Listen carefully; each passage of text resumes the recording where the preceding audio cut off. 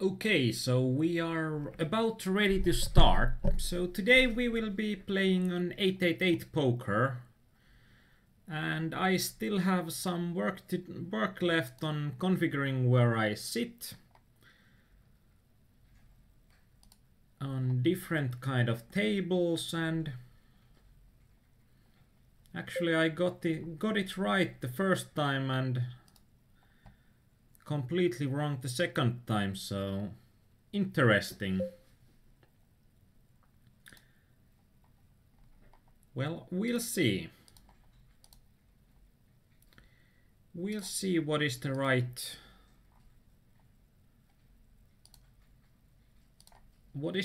spot.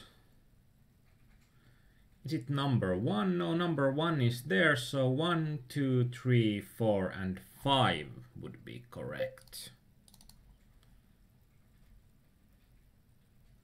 7 deuce off is just so bad of a hand that even though I like to raise a lot, I think we can still fold something. And if you have any helpful tips on 888 Poker, how to make it better, or please tell me. Oh, we got min 3 bet. I don't worry about it that much. Especially when we are having a suited ace, it brings us more equity and it brings us way more tables that we can play aggressively. Although 7-10-3 isn't the table that we can play aggressively. If there are certain tournaments you would like to see, please tell me. And we might see them. Because it's came back to me and we are in position, I think that c-betting here is as a complete bluff is going to be okay.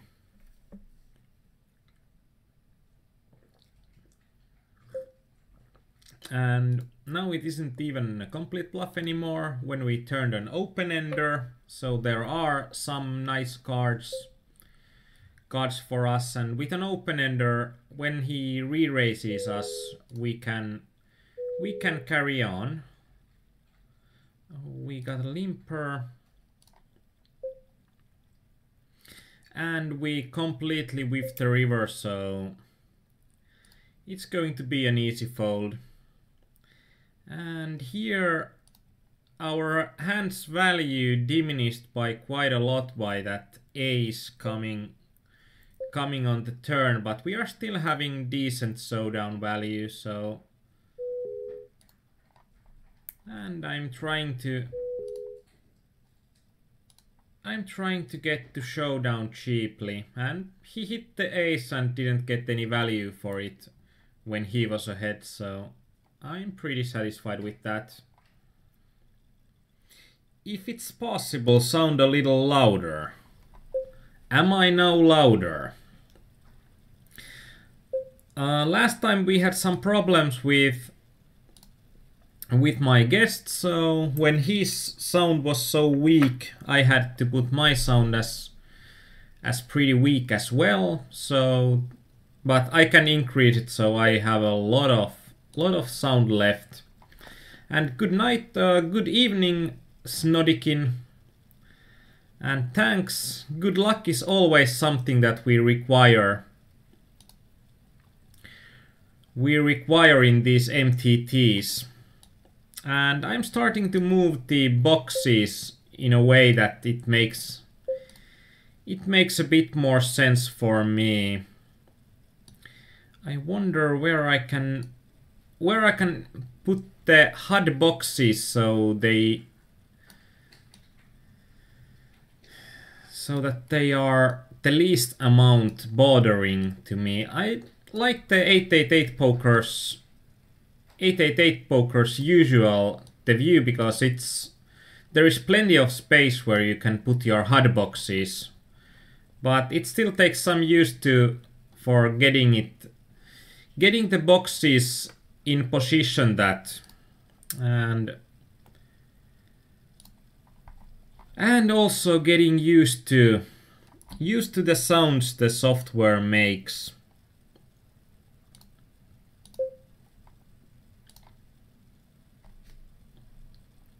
And let's do a lock and save layout so that the layout gets sent to the other table as well. And Korpisatori, I can play on 888Poker from Tallinn, so that's not an issue for me. It's practically only full tilt poker that I can't play on.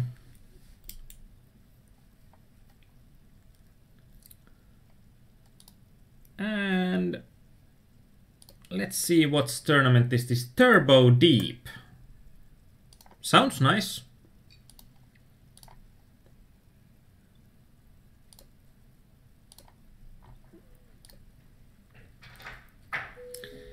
And Snodikin says that Belgium doesn't allow him to. That's sad.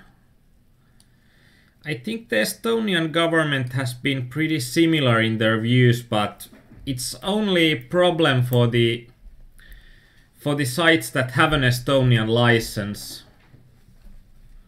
I'm wondering where the chip fireball's HUD should be, but we'll see. It'll come up, hopefully.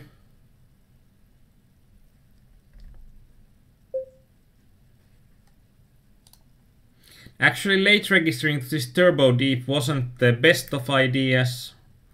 Probably. And why not?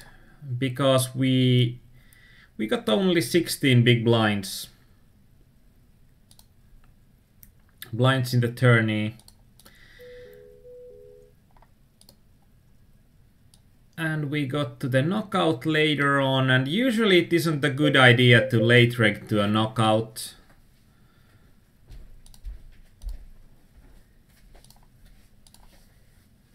And well, this Turbo Deep, first it sounded nice to see someone open shove, but it's only 13 big blinds, so. Good evening on my behalf as well. Sorry I'm a little bit late. My name is Dayah and I'm here with Aarnimetsa, my fiancé, today, and we are having this special 888Poker evening, as you can see. And as you can see that the opponent shoved on me on the flop with 4 times the pot, and I think it looks pretty good value-wise. And will you play 45 mens today? Nope, not today, but I think that we'll do it a bit later on. And we might do it in a sit and go night.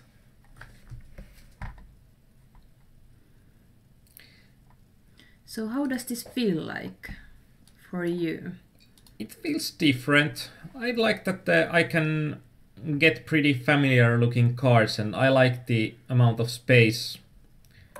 But as I said, that when I'm not used to the sounds the software makes, I probably will be sitting out quite a few times.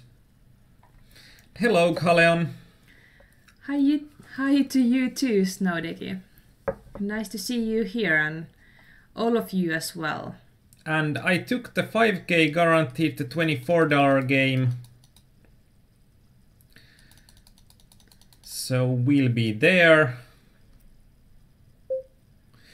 And how did the USA-Finland match end? Finland lost 2-1, I think.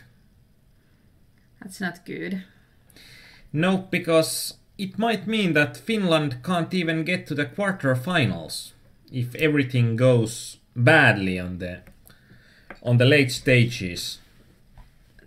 That's something that hasn't happened for quite some time, I think. I can't remember when Finland hasn't gotten to the quarterfinals. I think it's at least probably 10 to 20 years. And I'm a bit unsure that has there ever been a time that Finland couldn't get to the quarterfinals. This is a slightly interesting spot because we don't have anything and we are against the limper, so So I don't believe that he has much there either.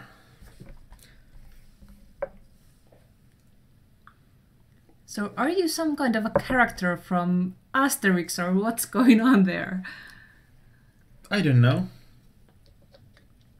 That was my first thought when I saw that picture. Yeah, that's probably something.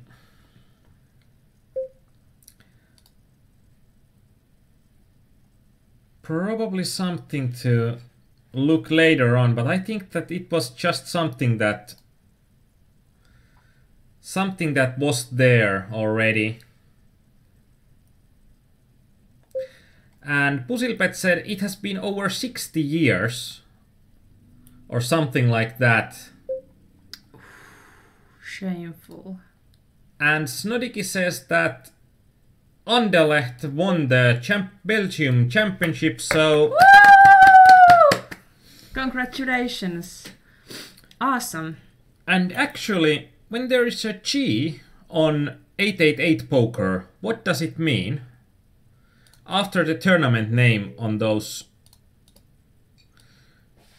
small icons, what does G mean? I'm looking at the monsoon.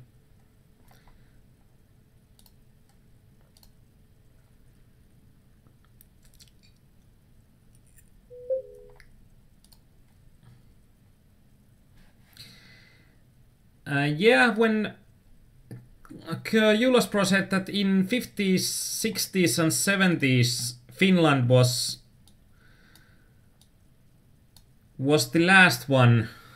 Lost quite a lot, but there were less countries involved, and also if I remember correctly, in the 80s there weren't any playoffs, so it was like just once through series that usually the USSR always won. So actually, do you mean that blue one? No, I mean this G. Oh, that one. Yeah. And there is this legend on what it is, but I can't see it here. Ah, okay. So, like what this G means, can someone explain to me? And we get another shovable hand. So this turbo deep started to be quite a hyper turbo for us because we late regged into it. So, and this is the interesting note that I haven't seen on 888Poker. G is guaranteed, but there has been multiple guaranteed tournaments that hasn't had that G after their name, so...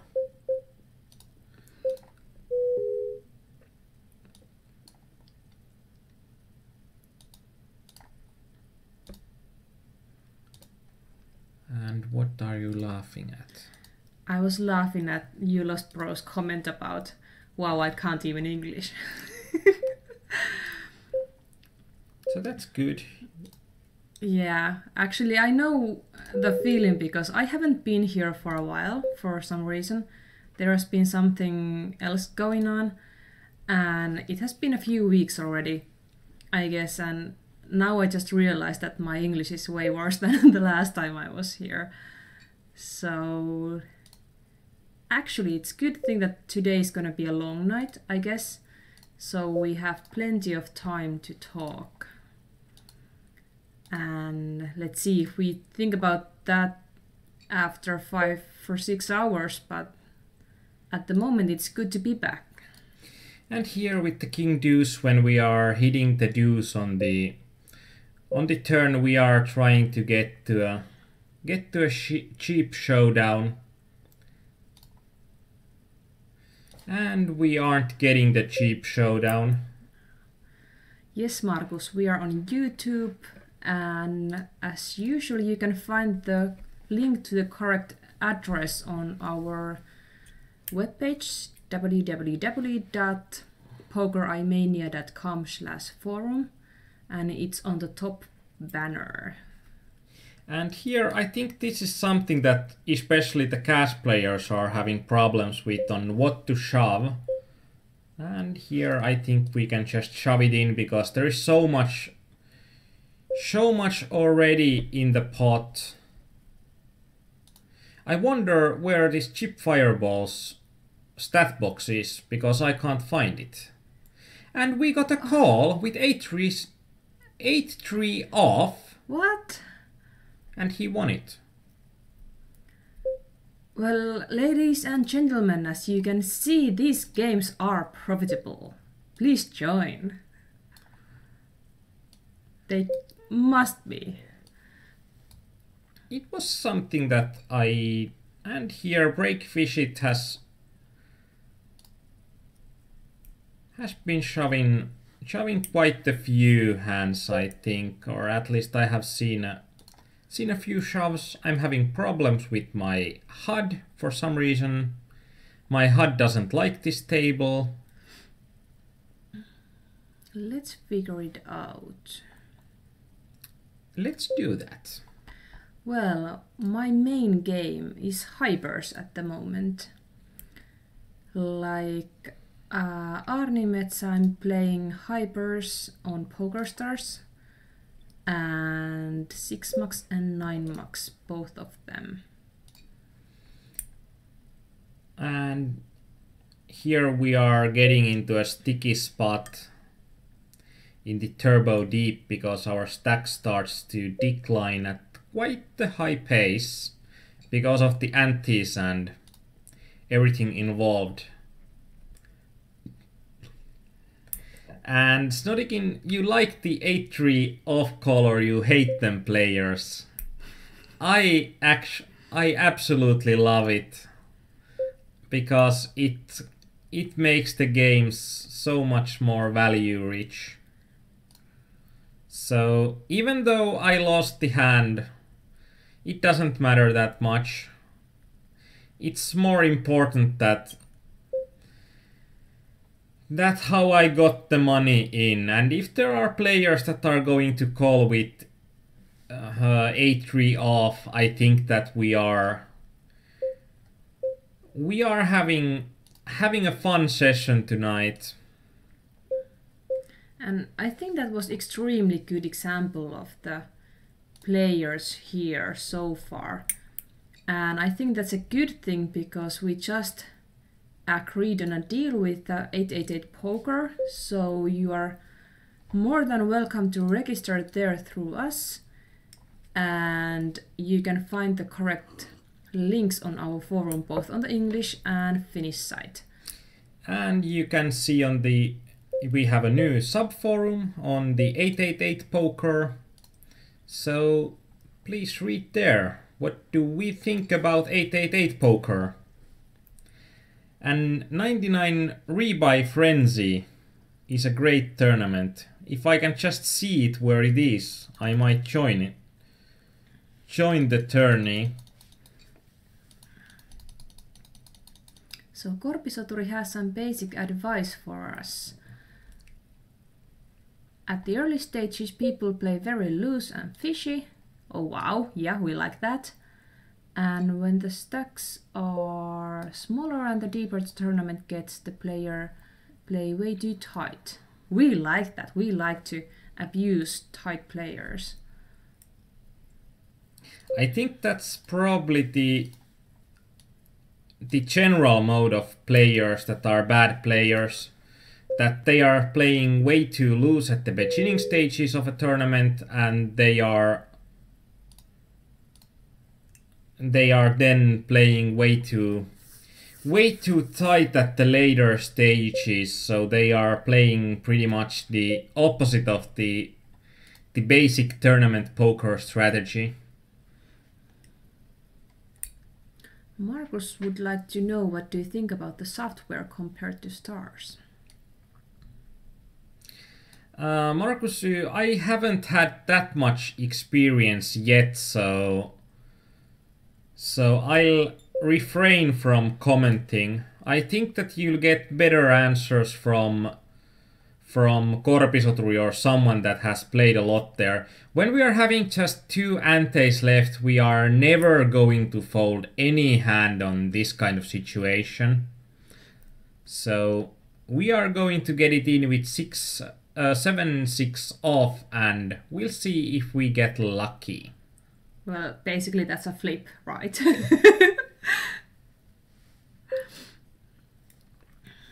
Yeah, Markus Weiss, our multitasking mode. He would like to listen to us on a different phone and write on the other one. So my hat is off to you if you do that.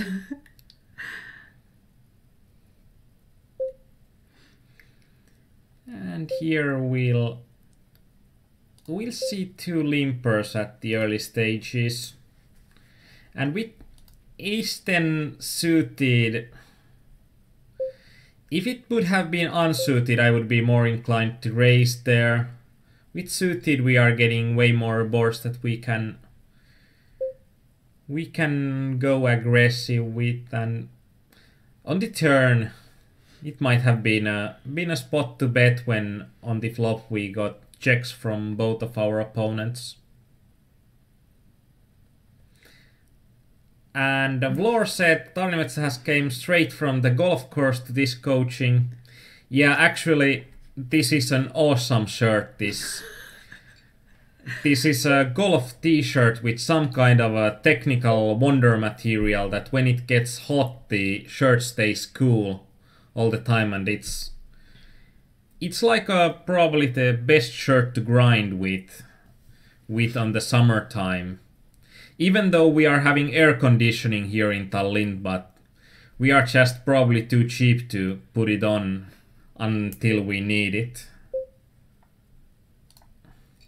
Well, actually they promised that there's going to be plus 31 Celsius tomorrow, so we'll see about that. Maybe I get to go to the beach and have the first suntan for the summer.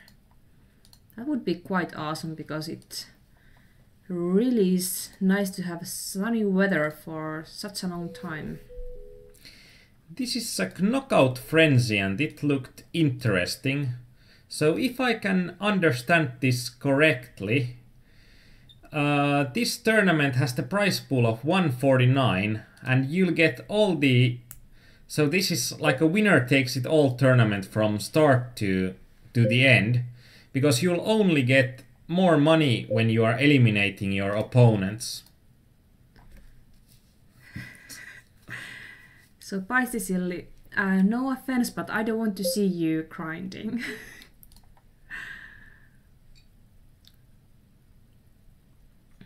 And Kaleon asks, does anyone else have connection problems with the stream? Kaleon, could you try the 720p option? And if you are following us on YouTube, please use the 720p or 180p options there, because then you can probably see all of our HUD stats and everything correctly. Everything the way they should be. And I think that most of the HUD stats are going to be completely mushy if you are not using the HD. Yep, we're always streaming with HD quality, so please use that so you will see a lot more. And actually on 888Poker there are the poker cam tables that show the webcam feed, and I just thought that we can't hold a coaching at the same time and talk strategy and be on the poker cam tables, so they are off limits, but I have heard that they are probably the most value-rich tournaments on the whole internet. I don't know how they respond to nudity there.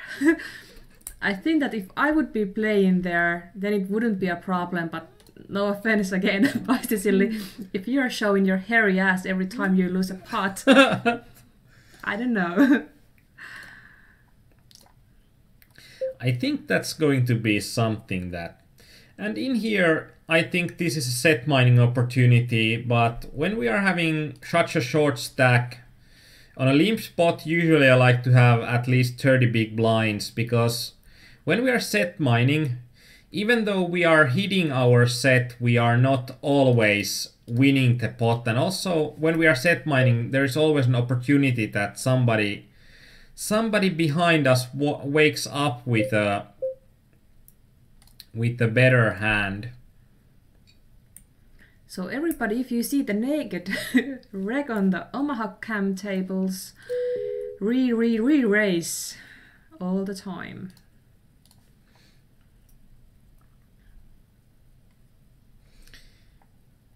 And there is the mega dozen. Looks good. Go for it. But this is an interesting turn, it is knockout frenzy, because I think there will be some really interesting implications going forward, because here it means that if you are having even slightly bigger stack than your opponent, it becomes really good for you, and your stack's value is mostly only that you'll get harder to be knocked out, and also you'll have an opportunity to knock out more players. So do you have some kind of special plan for that knockout frenzy because of that structure? Yeah.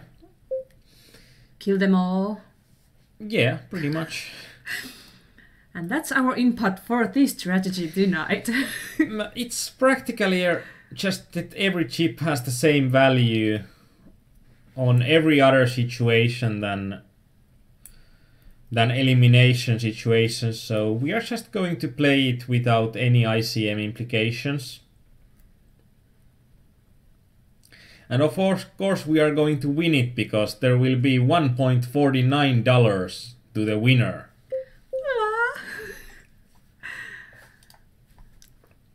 So if you are going to win it, how many players there are at the moment?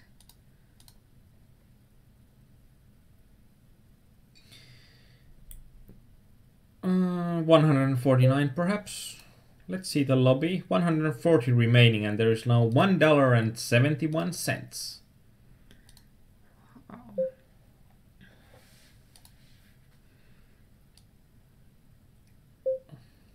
And Korvistri, what will make you happy? And actually we'll be checking here with our two pairs, because there's practically nothing we are going to fear. And there are three opponents behind us actually 4 opponents behind us that can re-raise. So we are trying to get some more value out of the players, and I'm betting big here when the 7 comes. I believe that we are having the best hand almost all the time, but when our opponents are the opponents that I presume will be in a limped 6-way pot, I think that it's quite likely that, and now I think that even though we have 2 pair, it's going to be against a straight every time, so... Or then there's a strange 4 at someone's hand. And I'm a bit hurried with my moves. And what are the SNGs in 888Poker? Are you looking? Yeah, I have seen that most of the SNGs that are running at the higher levels are these super turbos, and I have actually tried them or played quite a few of those already when I tried to get the HUD stats and everything working. There's an open and 3 calls, and now there's just so much in the pot, and I think that all of these 3 callers are likely having a weak hand. So we are mostly afraid of the... Actually, it wasn't a race, there was just 3 limps, so yeah. It makes it even better for us.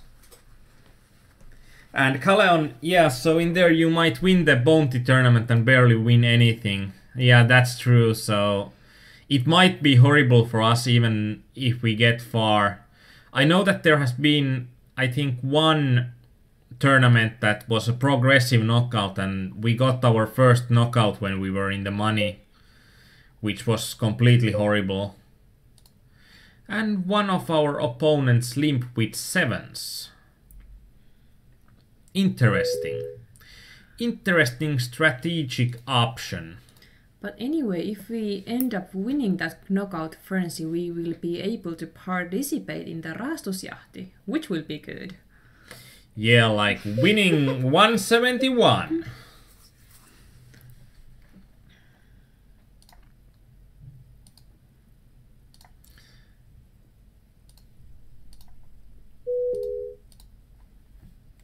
I'm having some problems using my mouse, so I'm just a new computer user, so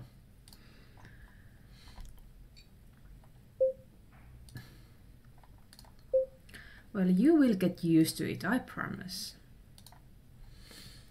One day. And actually, we just put up our private coaching announcements on our forum, and this gentleman over here is having Sit and Go and MTT's coaching. And even though you might have some difficulties with your mouse at the moment, I think it would be a good idea to advertise your knowledge about trackers and Hold'em Resources Manager and different kind of tools you can help your poker skills with. yeah, probably. You Dude, are now you should be- putting me on the spot pretty quickly. So I'll try to sound even a little bit more convincing. Because I think of course, I will tell you everything. you wanna everything. know. This is getting creepier and creepier. I mean, a lot of people on the Finnish forum, they know that you are some kind of IT genius, because there is a many good forum threads about how to use, for example, Hold'em Manager and Poker Tracker, and usually if you have some problems with any kind of computer stuff, you are there to help. But we don't have that much traffic, that kind of traffic on the English side, so I think it's a good thing to say aloud. Yeah, and there for the private coaching there is also an offer that gives you access to cheaper private coaching if we can do it online with the on the YouTube channel, and also you'll then get to rewatch the coaching on YouTube when it becomes available. So, and it's something that I'm waiting, that who's going to be the first one to take that up, because that's usually a really good spot for me to also show the coaching. And I think if you are watching the MTT games for the cash game player, I think it shows quite nicely on what a coaching session can look like, where I took one of our cash game coaches, John Fess, and help him with some of the MTT concepts. And Kauris84 asked, can you adjust the custom bet sliders on 888? That's also something I would be interested about, so if you have knowledge about how to edit the bet sliders on 888, I would be interested. And Callan, this is not supposed to be 45-man session. It was supposed to be like that earlier, but at the beginning of this date we thought so. But quite lately we got some confirmation, and then we just decided to switch this theme into the playing with 888 poker. And I guess we are going to have that night a bit later on. Sorry about the confusion. It was a last minute switch. And Corpusry asked, so will there be a new guy running Monday coaching, or what if Janves's MTT coachings will end after this month? Actually, we haven't discussed about it yet. Even though UTG opens, I think we are deep enough to make 3-betting this a nice move, especially when we are having position post flop. And I think the first option will be that we are not directly getting a new guy running the Monday coachings, and we'll see what we will do for the MTTs later on. And hello Mäkinen.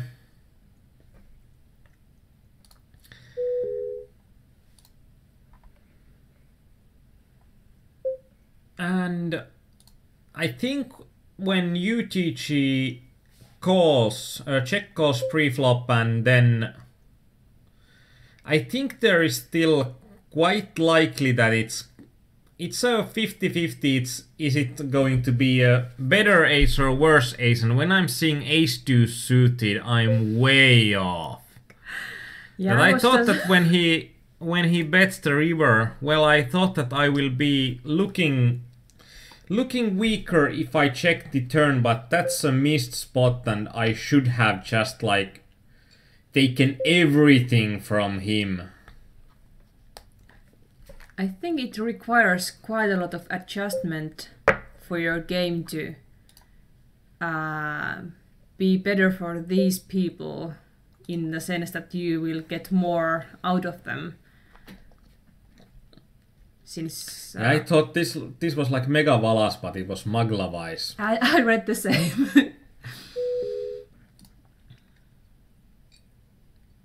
And if there are some new guys, just for your information, if you end up being at the same table than we are, please let us know immediately. We have other tables on the other screen and we can switch them, but obviously we don't want to play against you if you're seeing our cards, and it's way better if you reveal that straight to us rather than we find it out later on our own or some other way. So in MTTs it's not that common to end up being at the same table, but if that happens, please let us know.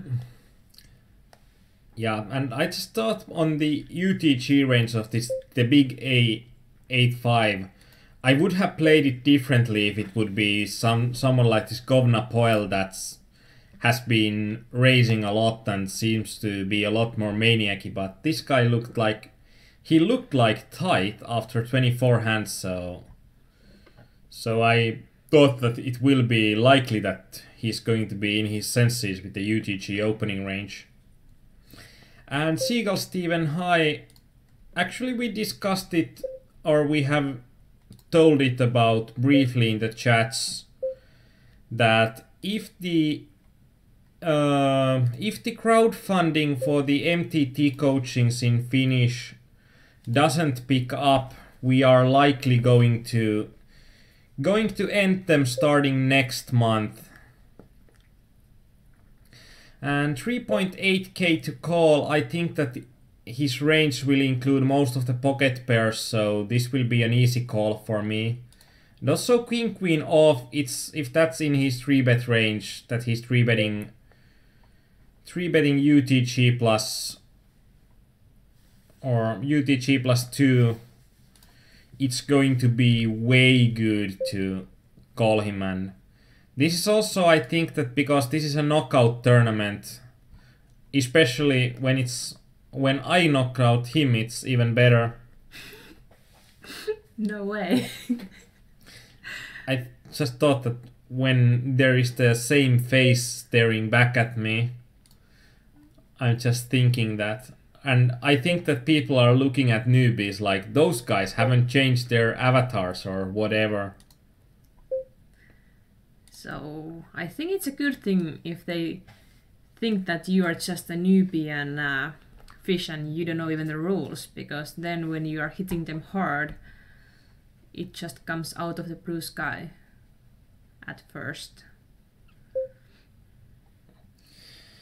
And we are getting another spot that we are requiring about 37% pot odds, and with ace 10 against the small stack I think we are going to get it. And we didn't get enough against queens, but there are plenty other stuff in his range and not just queens. And this is interesting because we could get a knockout here.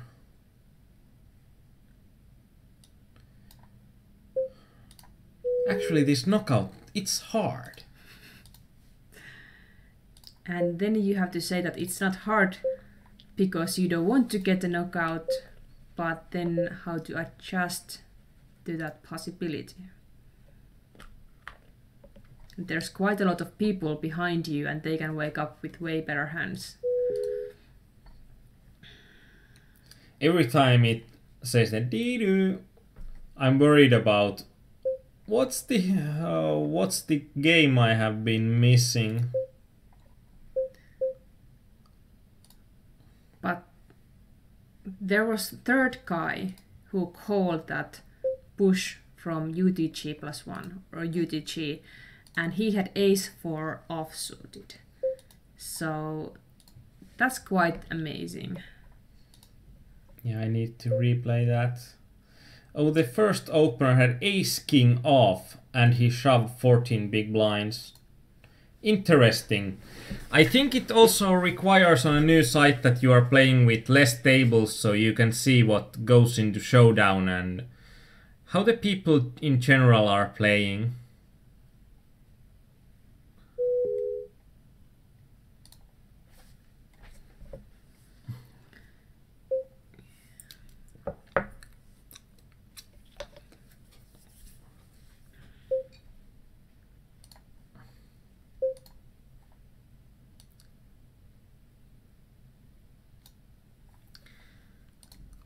And I think that we are, for the crowdfunding, that we are not trying to find a new guy to do it, but we are exploring what other model we could use there.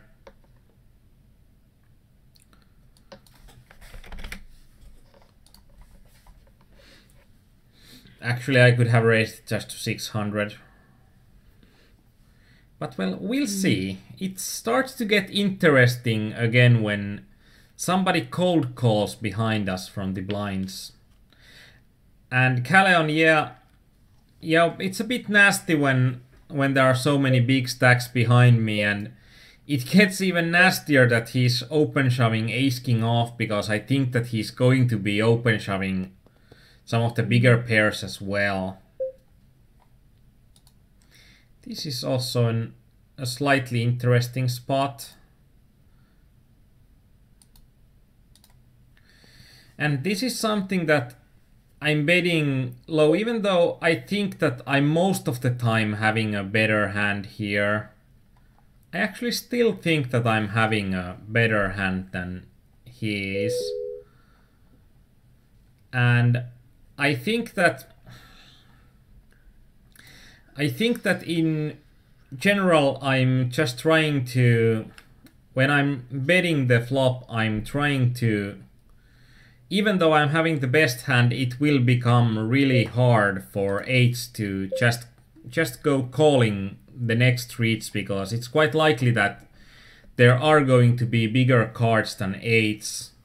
And when there are two tens, I don't think that it's going to be that likely for the blind guy to have a 10. Of course it's possible when he's check shoving, but if he would have a 10 on a really safe flop, I think that most of the time and here in the knockout frenzy we are having limpers, 4 limpers. So when we are having 4 limpers, we are happy to be shoving it in, especially when there are 2 guys that we can earn a knockout from. And we got a call from Jack 10. That's quite surprising. I think that it carries on from where it left off during the last coaching session we had.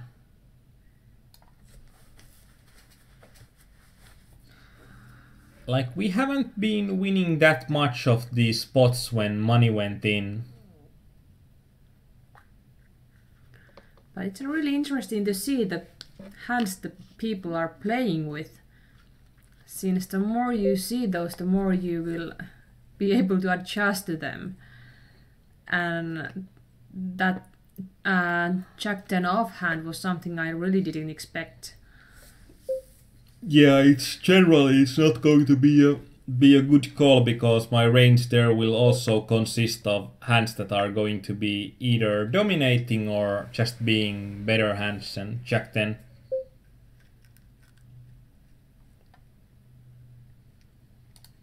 And yeah, as Callum said, that if the short stack villain would have called there, it would have looked way more scarier on the TTX flop than when he's raising. And now we are having, I think, the dozen or something. No, not yet. It's not the mega dozen. It's $7, 2.5k guaranteed turbo. And Puzzlepet said, as Tommy would say, win the right games. Yeah. Yeah, win the right games. Chat, that's also something that even the Finnish ice hockey team should have known about.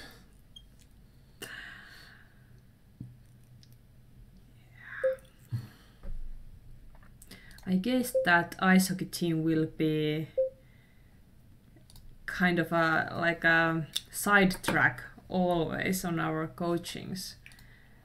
I hope we get rid of that during the summertime, but at the moment there's no way that's going to happen. And there are the World Championships going on, then there are the NHL. I still don't completely believe him, but if he's going to be betting big on the river, I just have no option than to believe him that he will have an ace there pretty much always. Even though the pot sizes are really weird. Like, really weird. But I guess that's in line with other moves we have seen. And Corpustori said that there's a rookie mistake to reg to that $7 2.5k because there is no break. And Kaleon, so is it still possible for Finland to get into top 8? I think it's still possible for Finland to get into top 8, but that would require that Belarus can't get more than 2 points, because then Finland will get through the or quarterfinals because they have won the game that they had against each other, and Latvia can get only 1 point for the next 2 games because Latvia has won Finland at the first game, so Latvia is having the edge if the score is even. So there is nothing that Finnish team can do themselves to help. No, anymore. Finland needs to win the last game. And Belarus can't get more than 2 points of the 2 games they have remaining. So it's out of Finnish hands already.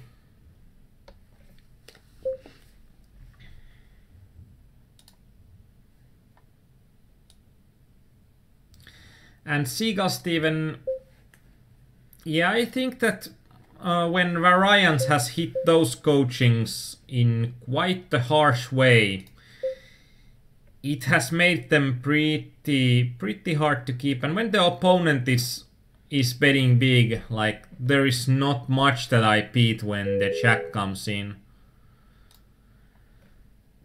because I'm going to actually, my king is a bit stronger in a sense that the kickers aren't going to be playing, but also when my opponent will be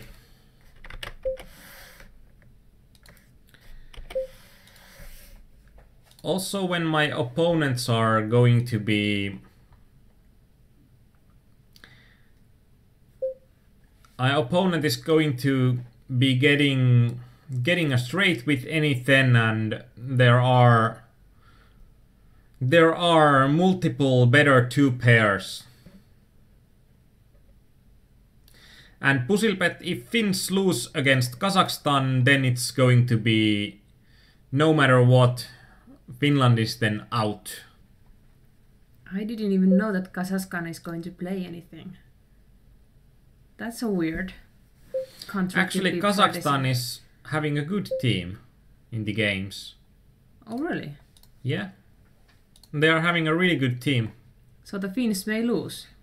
The Finns may lose. Oh. I think Kazakhstan is having a better team than Latvia had. And we are running good at the $24 game. I was doing it as a complete bluff when I had a position there. And with deuces, I don't have that much showdown equity, and there is practically no card that can help me, so I was thinking about bluffing the flop, and now I got one of those cards that will help me, and will help me big time. And never say anything before you see the cards completely. Yeah. Oh, we've got a new member, Browntown. Hello to you. It's nice to see a new face, and I'm glad that you liked our videos. But we are going to have a break. So we are going on to a break, and we don't care if, even though, crap, I got dealt ace queen suited. But we will take our break. We will take our break, but we will going to be playing this ace queen suited.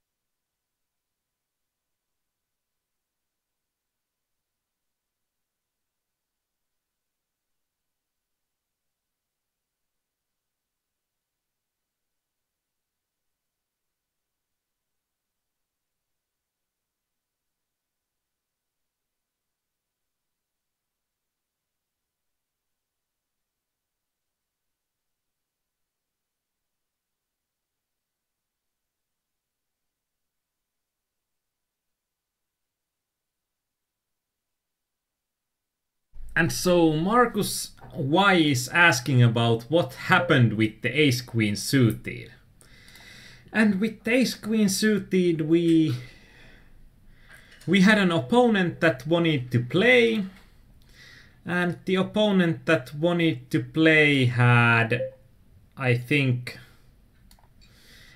something better than us when we flopped 9 king king and we c-bet, and the opponent raised our c-bet considerably, and we didn't carry on behind the flop.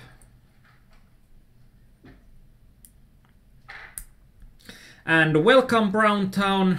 We had so much things going on that I couldn't welcome you, but welcome on board. And nice to see an Englishman join us. 8 is something that I don't want to see, and when the opponent bets half a pot there, I think that they will have a jack or at least a 6 so often that it doesn't make much sense to be carrying that hand forward for a longer while.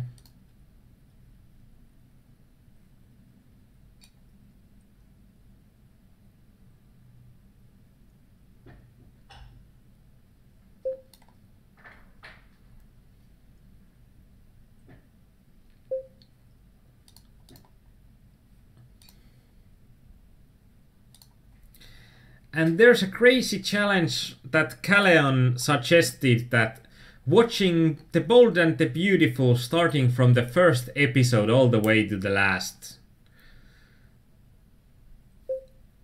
I'm a bit unsure. I think that there was some series that has run even longer than The Bold and the Beautiful. So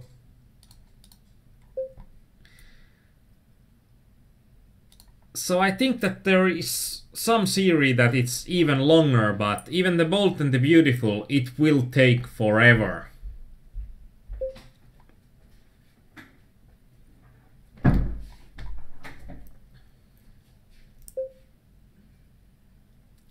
And when Rowe is only calling, we are getting enough in the pot that it makes it really enticing for us to be shoving. And actually now we run lucky. He got the ace-5 suited and he called. And Korpisoturi, if angry letters worked the last time, you can try to use the same range and try to use those angry letters to calm the dog down again. Because dogs like angry letters.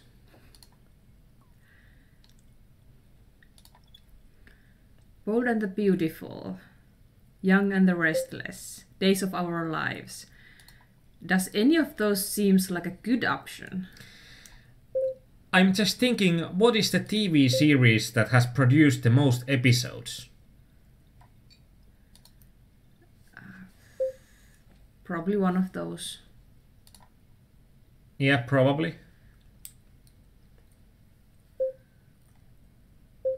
And Paistisli, of course I need to ask, how do you know?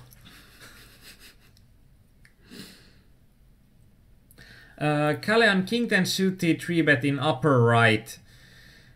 I necessarily don't want to induce there, but when I'm playing the post flop in position, I think that I can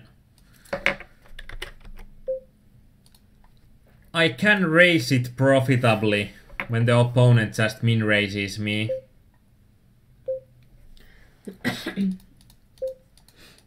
And if I remember correctly, Jones was looking at those Dallas episodes.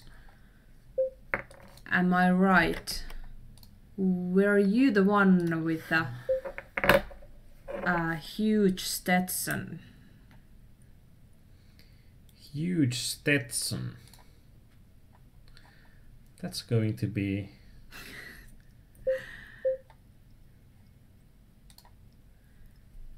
I don't believe that when my opponent rebets me that he's going to have that much on a deuce 7-7 board.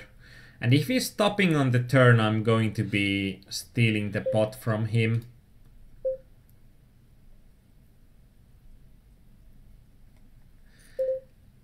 Guiding Light would be the series with most episodes. When he's carrying on, even though his bet size is going to be small, I don't think that it's going to be that profitable for me to be carrying on with Ace-10 suited. I haven't even heard of Guiding Light, like ever. So Bold and the Beautiful should be then easy to watch from the beginning. If it... Oh, so you're saying you would like to proceed with this plan? But list of television programs and seasons, 57 seasons and 15,000 episodes. That's crazy. I think you mean crazy awesome. No, just crazy. Trust me. Not one series can last that long and stay interesting. It has ended already. Yeah. But General Hospital is the longest running TV series still in production.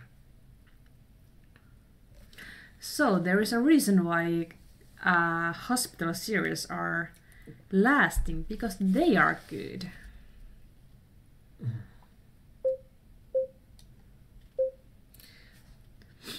And there is like a series from Philippines, the Eat Bulaga. That's... And it's going to be an easy call from a small blind shove. You just happen to meet the top of the range every time when small blind is in the play. Not the first time. And I got a user message. Oh. You have reached Chrome status. You can now enjoy even more benefits. To learn more, click the status bar on the right. Congratulations. Thank you. Now I don't even know what kind of benefits do I have. I'm not... I think that was like probably the second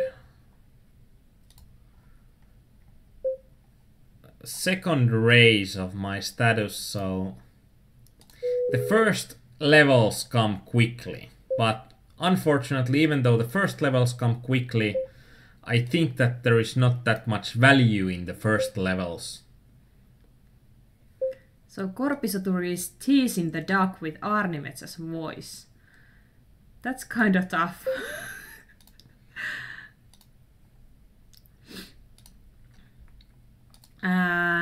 Jones, Dallas is a primetime series, not just those daytime soap operas. And it's a primetime drama. My mistake. Drama even. But they did that new version of it, didn't they? That new people starring in new kind of Dallas. Kaleon, I think that the RB percent will remain at about 1% throughout I think the 7 or 6 first. But I think that levels. Reaching a Chrome level, you will get an access to a new free rolls that can be quite profitable. We'll see. We might even see some of those free rolls, because I think they are daily free rolls, and of course if we are getting free rolls, we are going to be including those. Absolutely. There is Iron free roll, but that's not yet for us. Actually it is. It is. We had Iron before Chrome. Ah, sorry, my mistake. It starts. Let's go. Registration is free. Yay! We like free rolls. I I think this is going to be a long, long night.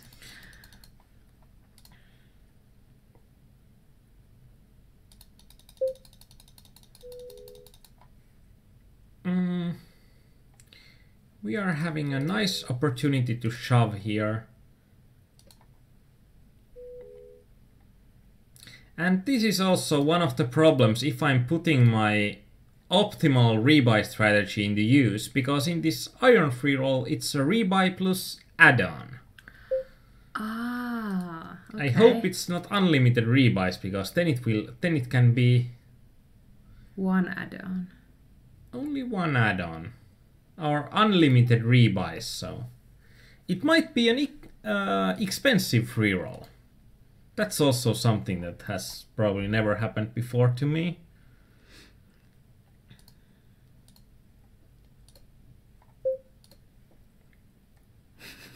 But well, we'll see.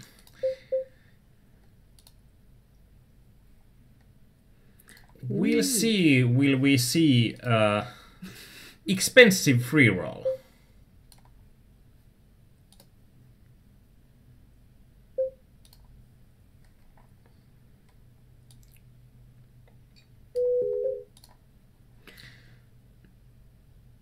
Go ahead.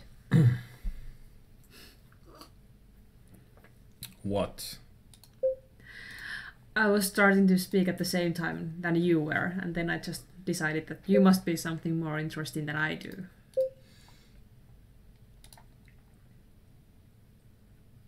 Did you open the $4 turbo rebuy that started at 8 o'clock? Nope. Thank you, Korpisoturi, for your ideas. But I think we are already having like everything open that we can play. We already have some tables on the other screen, just to reload if you just weirdly happen to bust one of those 4 tournaments. So it's good to have some backup games, but we don't want to have too many of those. And since you are learning to use this software, it's not good to be overwhelmed by the amount of games. Exactly. And now we have gotten them aces. Ace warning. And we are having the player that called us last time with ace 5 suited, so we are going to get the most value that we think that we can get from our opponent. And unfortunately we just got the first bet.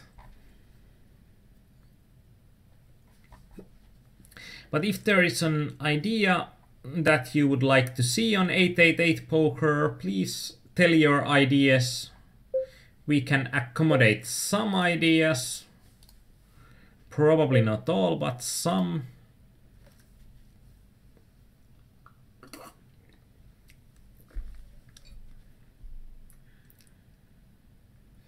And Grind Nation asks, is anybody watching NBA in an hour?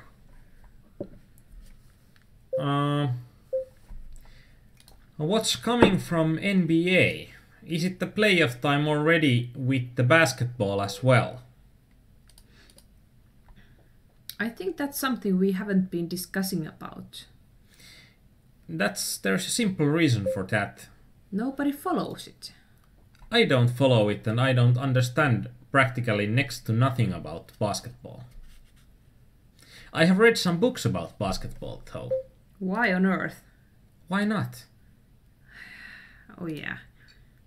You're having fun time when you're reading Wikipedia, so why should I be surprised about that?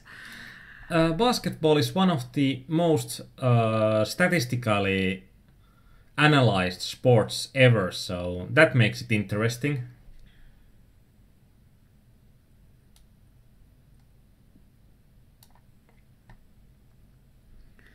I think poker is on top of that list also. Yeah, there will be a lot to... And with the King Jack I think when my opponent donks, it's going to be a decent opportunity for just call.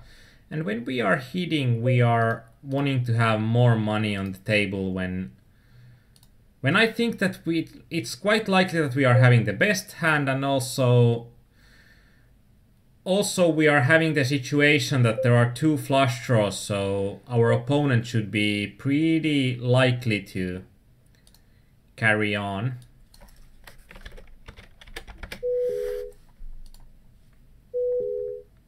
And we are going to be shipping it in. That's a very weird bet size on the river. From my opponent. It's a min bet, so... And here with fives, I think the only option to win the pot is to bluff. And when the opponent has called on the flop, there is practically only flush draw that he will fold to a bluff, so...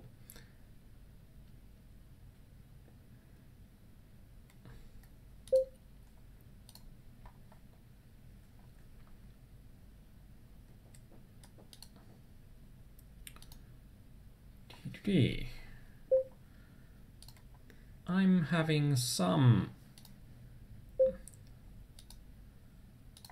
problems, so I wanna unlock layout and raise this spot a bit higher.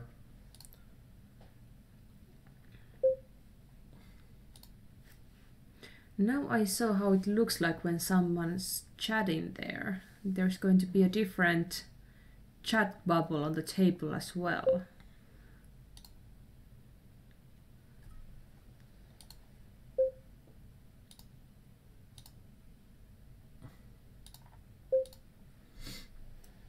And here we are having just 10 big blinds.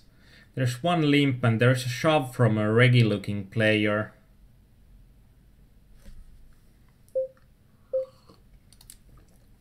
I don't necessarily read Wikipedia for fun, but I might read something that I wanna know right now. And then I get stuck to Wikipedia to like read. I just follow some link, then I follow another link, and then I follow another link, and suddenly I noticed that I have been last 3 hours just reading Wikipedia, and it can be anything between how the nuclear works or what's the recent improvement on biology area, or something that how you should raise your kids optimally, or how you should train your dogs, or basically anything you can imagine in the world. And here I think that when our opponent has stolen from every single one of his opportunities, this is going to be a great spot to 3-bet wide.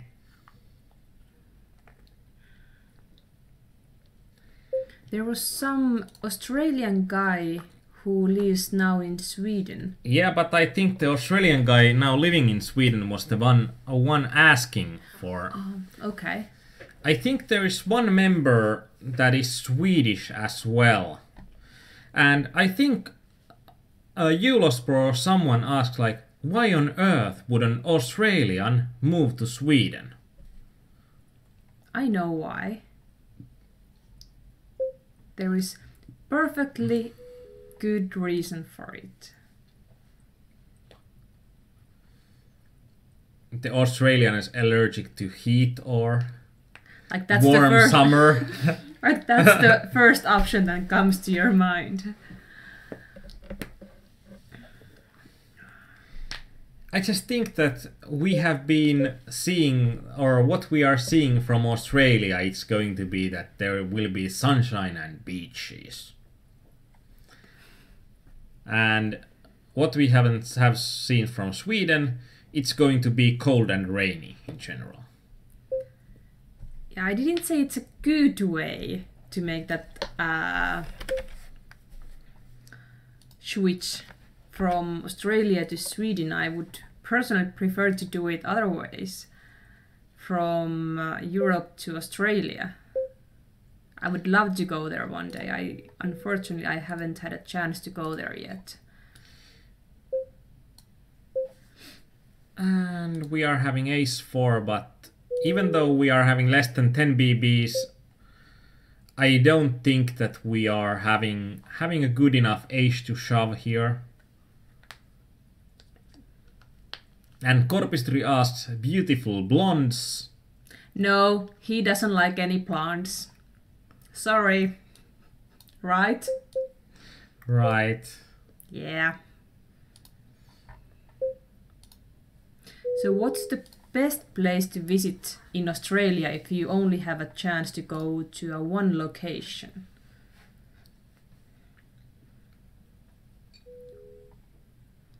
Is it Sydney, Canberra, Uluru, or the Great Coral Reefs, or something completely different? So we hit the queen on the river. Unfortunately, it filled us straight to our opponent, so... Another busted tourney. I'm thinking which will be the next interesting tourney, and this will be probably an interesting one.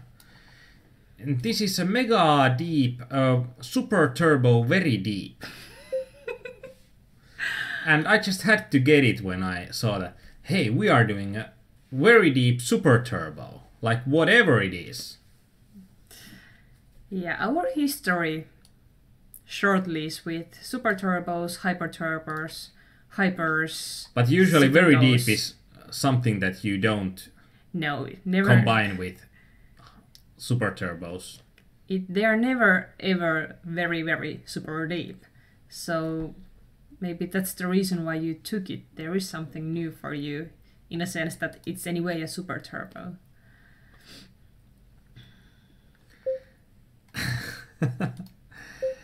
And Markus, that would be the first thing that I would try to make a new database. If your PT4 freezes every time you press get hands while playing.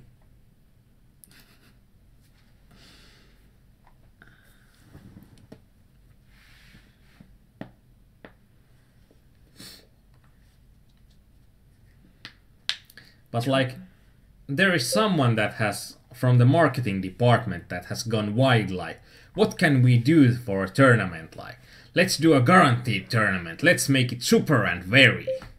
What? Super turbo, very deep. That reminds me of that picture of that advertisement we saw in Sweden. Remember that duck face? Doge. Yeah. I think you haven't posted that yet on the forum. 500 big blind, open shove, from loose cannon. Like that's nickname tells it all. Oh, and then he got a call from fives. Oh, what? How expensive is that tourney? $7? Yeah. Oh, wow.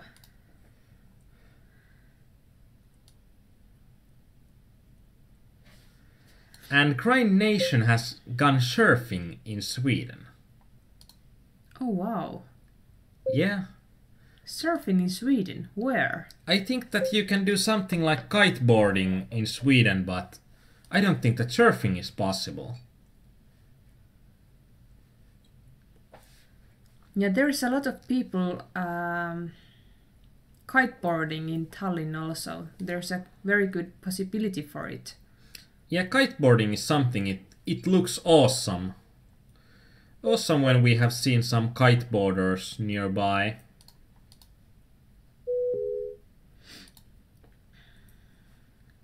And Browntown, Aarnimetsa Dayah, do you ever play the deep stacks on stars? Sometimes when it's a good time for getting the tourneys, but usually... And now I was trying to do the same myself, so... Maybe the previous guy did the same mistake. It didn't look like a mistake when he got the call. It looked like this is a strategy option here. And normally we don't play that many MTTs, but actually next week we both will play one extremely interesting game, and I think there will be some nice familiar faces. I think Callan will be joining us. There is going to be a quarterly free roll for Supernovas next Saturday on PokerStars. And Browntown, I think that that's something that PT4 shouldn't do, so post something to our forums, and when Markus Y gets in grips what's wrong with his computer, it might help you too.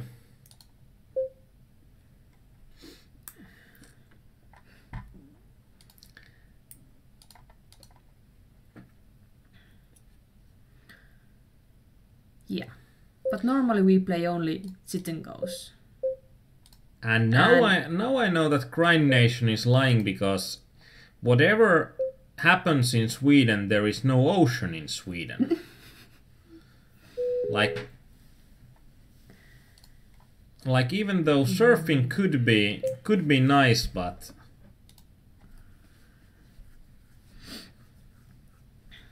if you are getting surfing in an ocean in Sweden, then you are doing something really interesting. I spent one summer in UK in Devon, and there was people surfing as well, and they had some really nice waves during the autumn time because the sea got really hasty. But I never got a chance to try it, and I think I probably wouldn't even want it at that time. Maybe one day. But it's interesting to see how people are reacting to when it's a super turbo, that if it's a super turbo, then you need to be shoving all the time, even at the beginning stages of a tournament.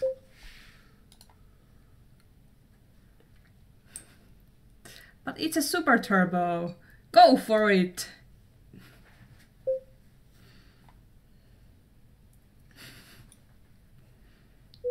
This will be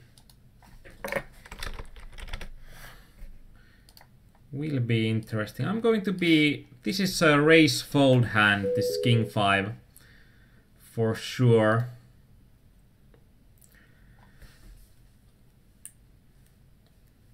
Yeah, maybe he's on Sweden surfing the web and dreaming about the oceans. Yeah, but I think an Australian can probably, like a real Aussie, can find like everywhere some place to surf. I think that's just the quality of the nation. Like a Finn will know where to get vodka from practically everywhere, and will know how to get wasted and in trouble in every possible way. Like it's the Finnish superpower. Are you serious? Yeah. I'm speechless at the moment. You don't believe me that the Finnish superpower is the power to get wasted anywhere in the world. Like no matter what, if you are seeing a Finn somewhere, there is a decent chance that the Finn will be wasted when you see him. I just thought that it comes so naturally that I wouldn't call it a superpower. Maybe you're born with it. Maybe it's Maybelline.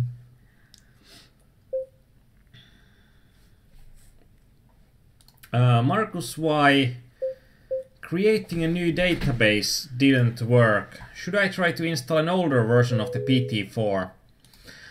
Could you turn the logging on and see if there is something in the logs?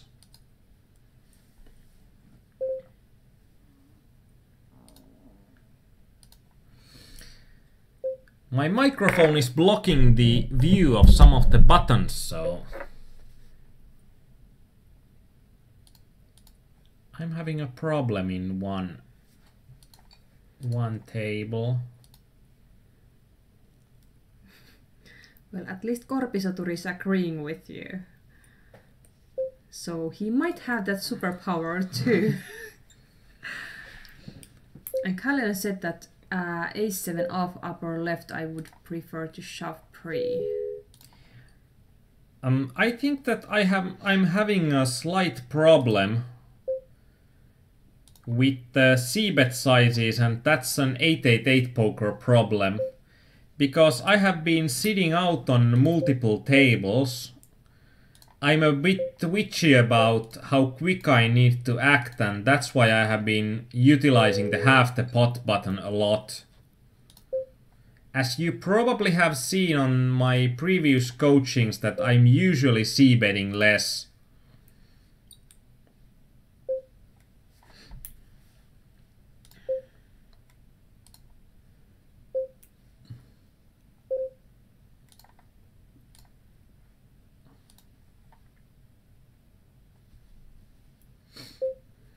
And Korpisoturi said that it's good to have a smaller bet size when c-betting, and we completely agree after seeing these lovely opponents.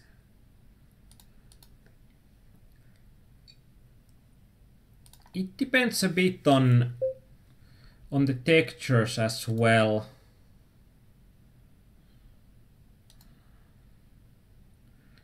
Actually, when we are having a decent, or we are having a really wet board, I like to, actually I could have c-bet even a bit more on that spot. And I don't like the opponent that hasn't played a hand and he has played 17 hands just calls. This like sounds all the warning bells that I can have, and WTF.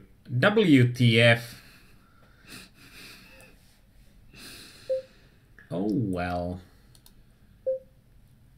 This is interesting. Yeah, this is.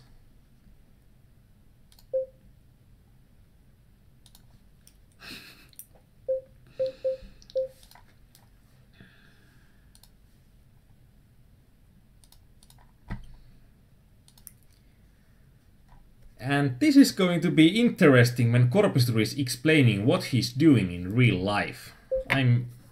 If I could get popcorn, I would do it right now.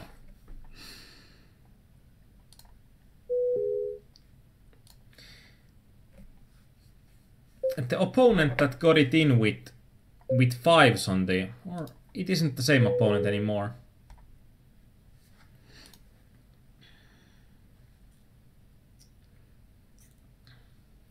I guess small pocket pairs seems to be the nuts for most of the people. It didn't matter. I think it was a great shove for him when he had just 2 big blinds left. Ah, then I didn't see that. But that's why it's also an easy call for me when I need to call just 1 more big blind.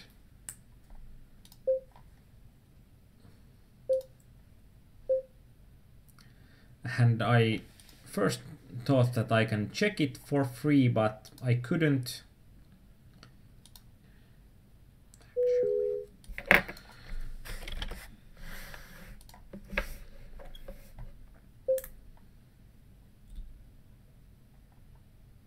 And my opponent min raises me.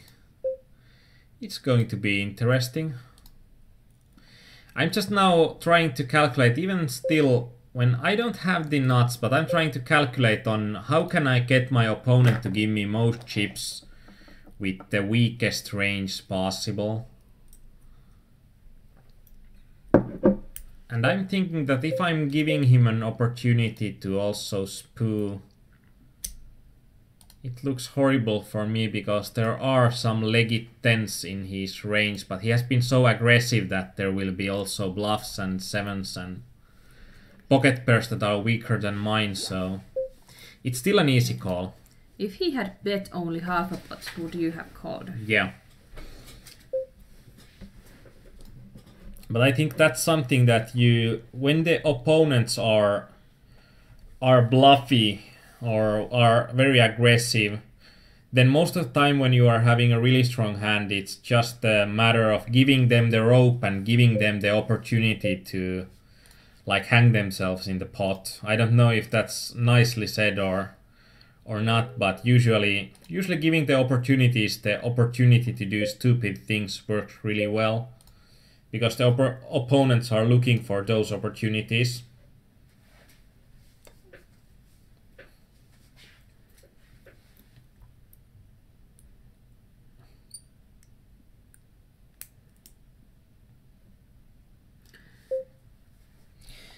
And if you were asking about me, I'm playing now $15 to $100 6 max and 9 max hypers. And I'm playing for a living, and she's playing pretty much the same games, or $15 to $60 hypers.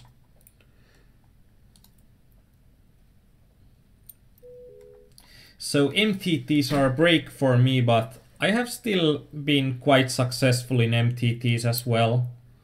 So... Well, you have had quite a lot of experience, even though sitting guns are your main game. Yeah, I have played decent amount of MTTs, and I have played a decent amount of something like 45-man sit and goes and 180-man sit and goes. And actually, when I did the $50 to $5,000 project that I have written on at www.pokerimania.com/forum, that there is a diary on my $50 to 5K project that was mainly done with MTT sit and goes. So that should be an interesting read for, or at least I think that should be an interesting read for most of you. I think there was really nicely explained all the levels you were rising and what kind of plan you had for your bankroll management, because that's something that many of you need to think about when you are going up in stages and playing some new games. That how many buy-ins, for example, do you need for this kind of games, and how does it changes if the games are going to be... We are getting a great opportunity here when the opponent can try to get the knockout. And Caleon, yeah, there would be just no sense in 3-betting flop when we are having aces on a 10-10-5 flop, because our opponents just pretty much can't have anything sensible there.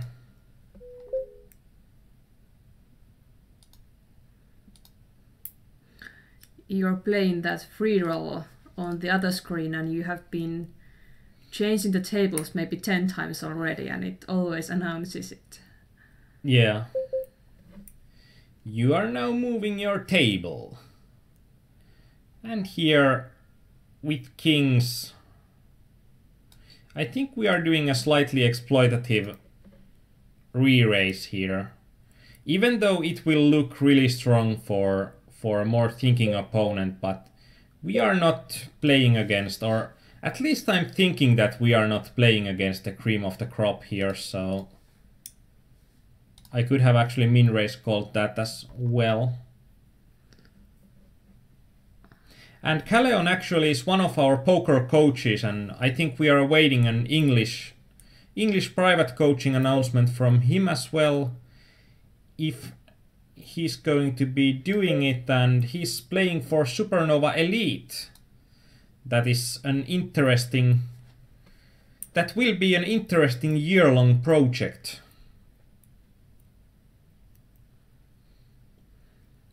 And he has been playing a lot of different sit and goes, so basically if you have any questions about those, you can ask him or just create a thread for certain kind of sit and goes. And in position we are going to be c-betting this flop, because our opponent shouldn't hit, and we are having the best opportunity if our opponents are just playing their own cards, because on a flop like that, if our opponents are playing just their own cards, it's going to be really good for us. And we are soon getting our first in the money. Actually, does the info work well here? Nope. Can't get the same stuff I hope to get. And here in the bottom left, the monsoon I'm opening with antes. I'm now opening pretty much any two, and even though we are getting some equity here, I don't think we are getting a huge equity, and now we are getting huge equity. And actually, well, lucky that it gone away. And the queen is probably the worst card in the deck that we can see here. Grind Nation asks you that do you think that anyone can be a profitable poker player if they're just putting their thoughts into it? I think that everyone can be a profitable poker player. And now, because every 10, every queen, everything has just gone past us, it's going to be just a check fold for us, and with pretty much every other card except the queen or a 10 that pairs the board higher, we would have gotten this last unicorn all in, but we got pretty much the worst possible card there. I think there are coming good points that you can be technically a good and profitable poker player, but it requires quite a lot of power mentally to stay there. And there are quite many poker players that are winning from the games, but then they might have some mental leaks, or then they just have some gambling problems in the sense that all the profits are going into less profitable games there are. But I think that also, if you are just saying that here we are going to be bluff 3-betting as we are having enough stack size, and actually our opponent has changed in this table, so we might get a bit screwed. I think when our opponent calls us once and checks the turn, I think that he will have a showdown value hand that is going to be better than our pair of fives most of the time. I think we are having fold equity here, and we are having a really good hand to shove against, with the king queen suited. I think the mental game part is also something that you can learn, and that's just an excuse that I can't be a winning poker player because I am a tilt monkey. I think that every player can also work on their tilt issues, and most of the players are just not putting their work into it if they are tilting their bankroll away multiple times. But I think, like, technically, I think a good example is Dayah's beginning in the poker games. Because I taught her some of the basic strat, and I think it didn't take a lot of sessions that she started showing profit, or pretty instantly started winning. And here we are also, because I think that we are having such needy players behind us, and with the crazy match, this is crazy because he or she has been such a nit. So I don't think that it's going to be a profitable 3-bet, but I think that if the guy has been such a nit, there are profitable opportunities to flat this and trying to steal the pot post-flop if he just checks to us. That would have been my next question, that if you think he's a nit, why you wanna call? Because I think that nits like to nit.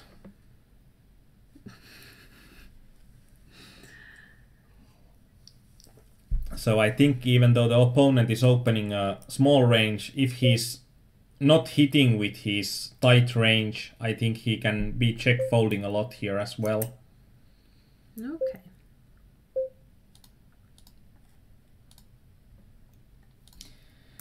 But I think the reasoning for it is that if you are losing a lot for tilt, you'll need to work on the tilt issues and not necessarily just on the game.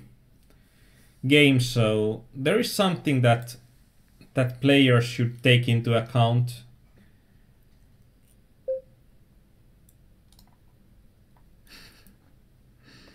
And yeah, Kaleon, that's also true that not a lot of players can have a cheap option for a coach. Even though when I taught Dayah the first time, I wasn't a coach anywhere. I was just a profitable poker player.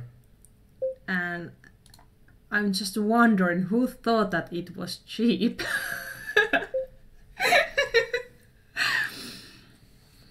It requires a lot of work. But yeah, I still don't know why on earth I'm playing still if I start to think that what kind of route I have had in my past regarding poker. Like, for the first few months after I started playing, I hit a pretty bad doom switch, and I was running something like 270 buy-ins under EV in sit and go games. I think the most important thing even for you was that if you hadn't started, I think you started with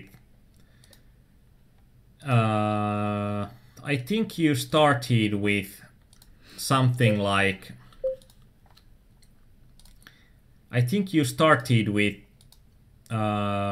something like going up something like $150, and when last unicorn shoves, I think that sevens is going to be a call, because there are, and here we are getting a nice opportunity on two limpers to shove here. We are just having 15 big blinds and we are having antes, and when two players are limping, it's going to bring a lot of dead money to the pot, and if they are calling us wide, it's going to be good. And here we got a flip against last unicorn, and unfortunately we didn't run good on that one.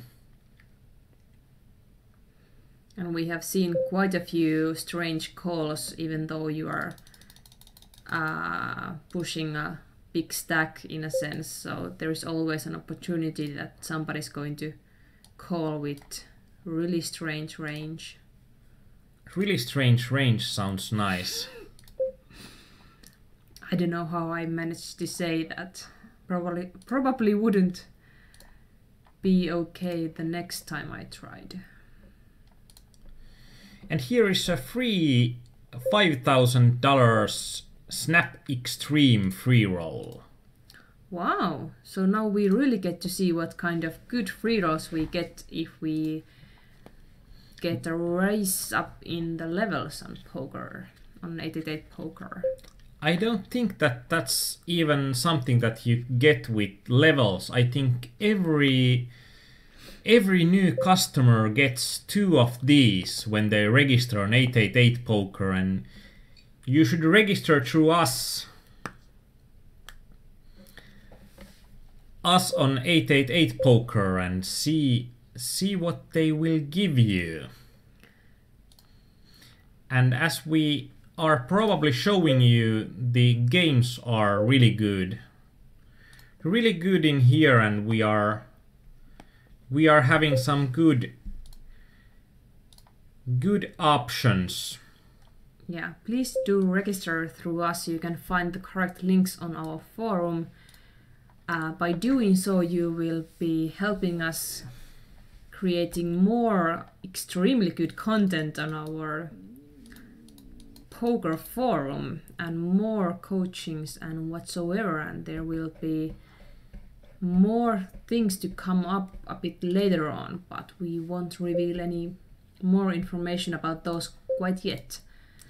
I think with a weak ace, shoving is better than min raising when there is an opportunity that our opponent can flat us with quite a wide range. So I think that mathematically we are practically always going to be profitable when we are shoving a weak ace there, and when he's flatting, or if he's flatting, it will get us to a complicated spot.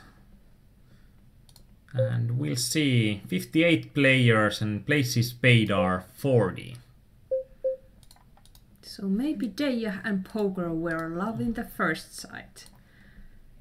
I don't know. Maybe. Actually, it was kind of funny when I first started to learn the rules and the game itself. I was playing some live games with you and your mother. Yeah. And I think there was one moment that I will never forget. Like true home games. Like. And Grind Nation asks that, can I be profitable for tabling sit and goes on a Mac with PT4, or would a better setup be more profitable? I think that playing poker on a Mac is, if you're playing sit and goes, it doesn't really matter, because I think you are getting the I think you can get most of the same stuff working. You can't get any of the table ninjas or table optimizers or anything like that working, so it will cap the amount of tables you can run.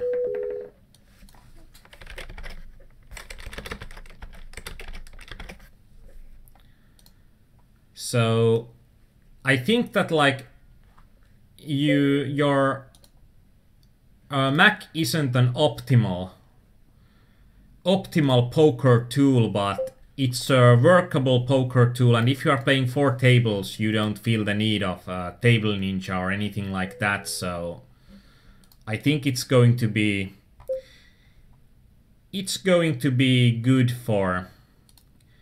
It's going to be a good setup. And if you start to play poker more professionally, then you can always revisit the thing and start to perhaps make some changes, but 4 tables is not too bad, not yet.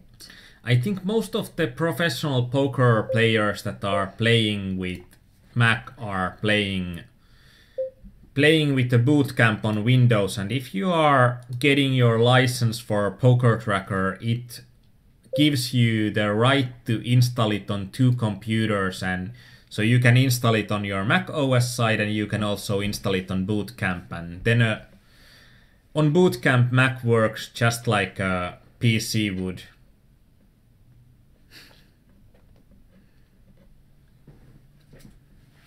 And Markus thinks that playing live poker is like playing live video game brought to real life. And I have seen a YouTube video on a real life Super Mario. Strangely, me too. There is one, you should try to Google it.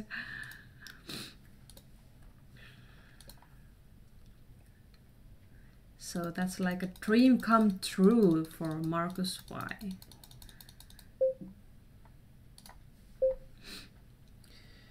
And actually I can see that there are a lot of free rolls, but the free rolls aren't having that good of value when there are like $20 free roll that has over 2,000 players, so it's the value about a cent per player.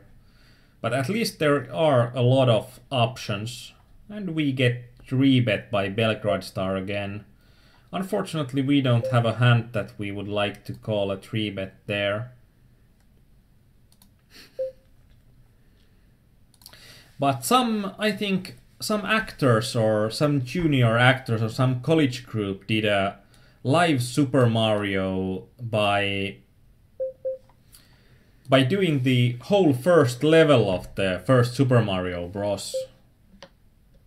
And I think that was a nice one.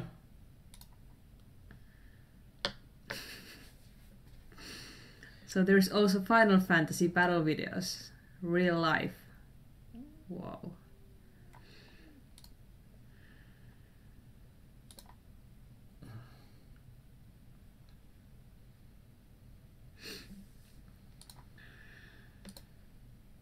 And just a quick reminder for everyone, all of our previous poker nights are available on our YouTube channel. But we are having a break! No! Let me finish. www.youtube.com/PokerImania. Please subscribe and like our videos. Thank you.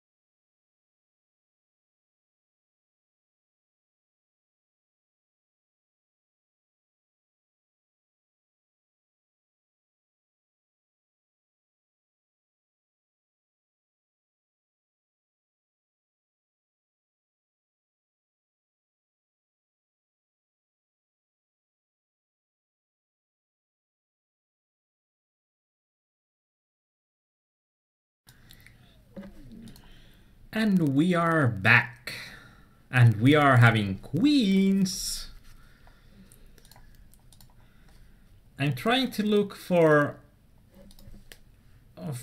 good games that are going on. And I think that we are registered to most of the games that we are going to be playing already. That we are going to register mainly to turbos after now. And yeah, as Calleon said, that I don't think either that HUD would be required for winning play, especially on the lower levels. The attainable ROIs are so big. Like if you're playing the lowest stakes 45 mens, it might be that there is the opportunity to win somewhere around 30 to 40% ROI. And even if you are losing something like 4 to 5%, that a good player could win, there's still like 30 or 25 to 35% up to win, and you don't even need to be one of the best players to profit nicely on the tables. And also, the better you learn to write notes, it makes your life a lot easier.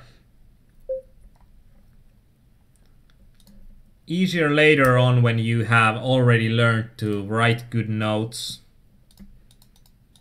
And even though you use HUD, it doesn't mean that you don't have to make any personal notes about the players you're playing against.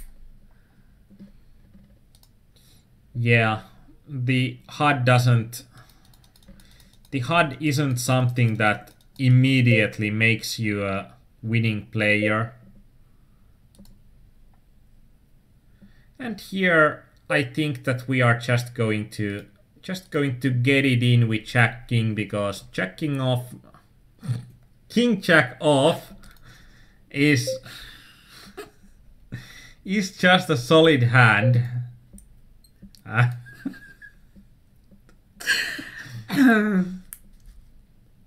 It was that way around.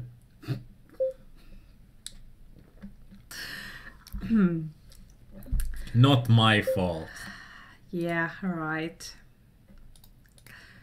Not your fault.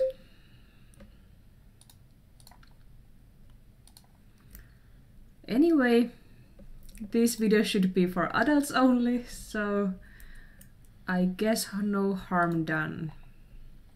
Except you lost. Oh dear.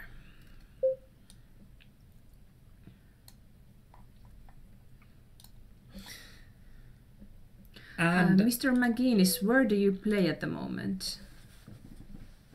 And also, Mr. McGuinness, I think that is a good tip if you are, especially if you are not using the HUD, to check the replayer and check the hands your opponents are showing down.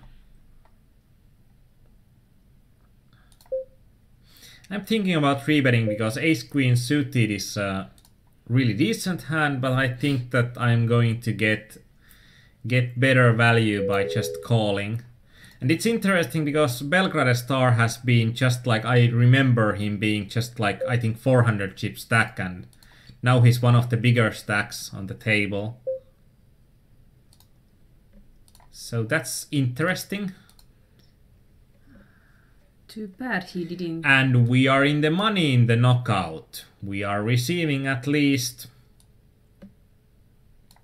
$8. Oh wow. But I think that's the first in the money on 888Poker thus far.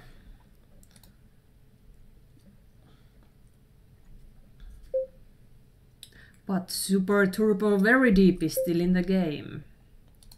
And just, you had to shove just after I said that. You know, you cannot win that hand anymore. No matter what. I can win it if nobody calls. Force is a solid hand to shove, and everything that's plus EV even if you jinx it as much as you can jinx it. It's a solid shove, and I would have done the same. It's a good move. And loose cannon is still here.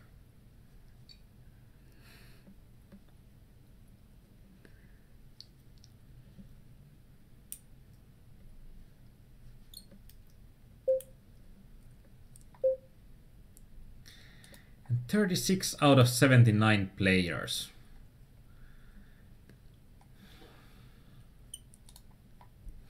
Actually, no, we are not having enough tables.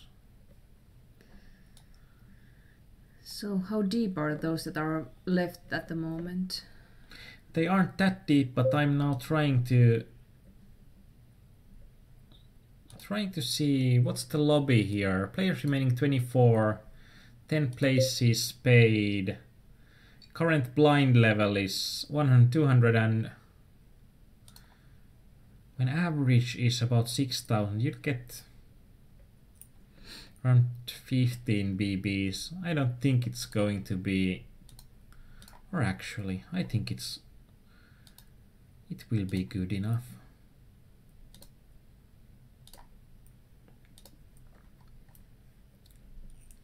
So Mr. McGuinness is liking snap poker. Yeah, now we see what snap poker is all about. I think it's good that it's completely different colored, because then you realize that instantly. Like, oh snap, it's snap poker. I don't like the fourth spade. I would have done a small value bet on the river if there wouldn't be another spade. And there you go. But we can snap fold here. Exactly. It's quite snaplicious.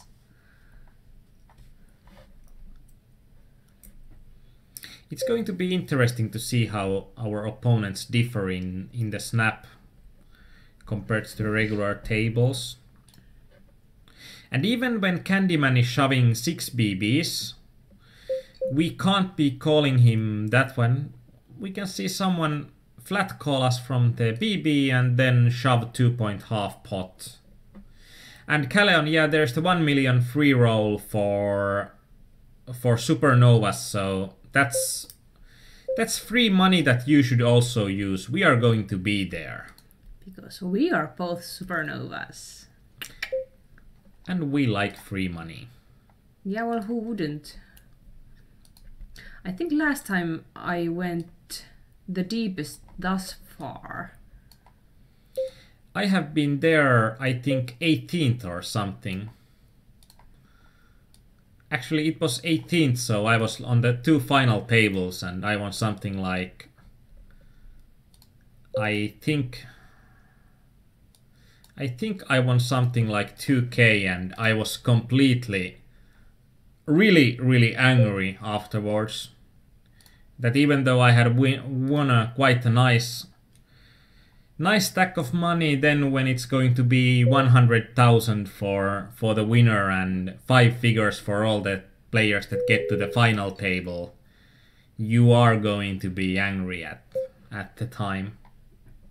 Yeah, definitely. And Tupe asked, are these snap tables regular? This is a turbo snap table, so they are really liking there. And Quinten off, I think that even though we are not getting 2 to 1 odds, it's going to be a call here, and we are getting another snap table. Are you sure about that call? I'm pretty sure. We got such great pot odds.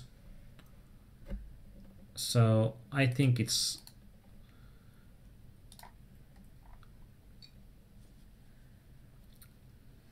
Well, it would be nice to get to the final table.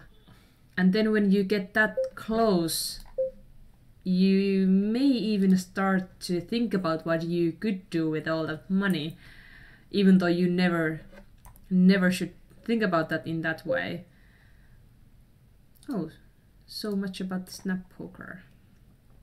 The other one, at least. Yeah, But we can have the other snap tourney. Interesting on Belgrade Star. We are having too deep of a stack to re-raise or re-raise all in for sure. And our opponent has just been such aggressive pre-flop that I think that, and also passive post-flop, so I think that we are having quite good options open if we are hitting even something. But yeah, like the $1 million free roll, even if you win nice money, you are going to be angry for it. Unless you are the first one. I guess. That's my view.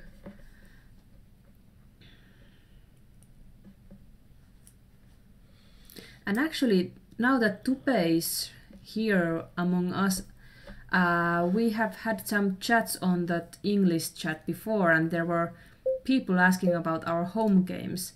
And I promised that if we are setting up one on the Finnish side, we promised to announce that on that English forum and English chat as well. So we haven't had those for some time now, but if we do, we have to remember to shout out to our international friends as well. I think that when Mr. McGuinness said that it's nice to see how Supernova fares on the home of the Fish Runner and Super Suckouts, I think that both of the sites, PokerStars and 888, are among the top that I believe that the deal is honest on both sides, and that's also, I think, on 888 when we have seen that people are calling really wide, we can see that there will be some problems on certain spots because our opponents are just getting it in.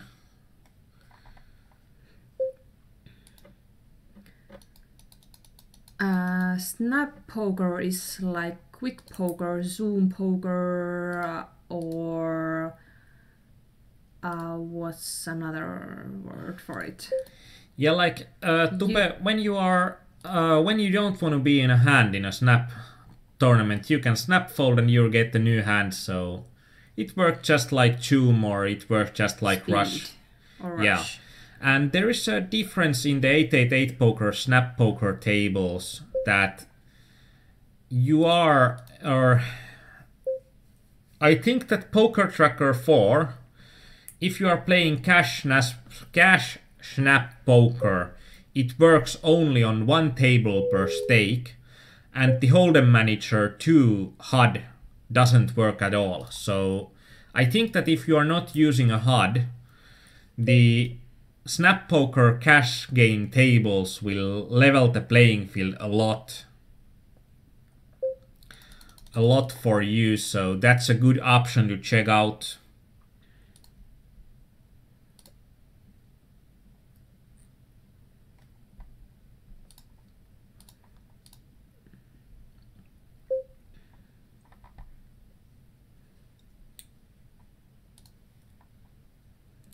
And we'll see. I'm trying to find some turbos or anything quick, as I think that these games are going to be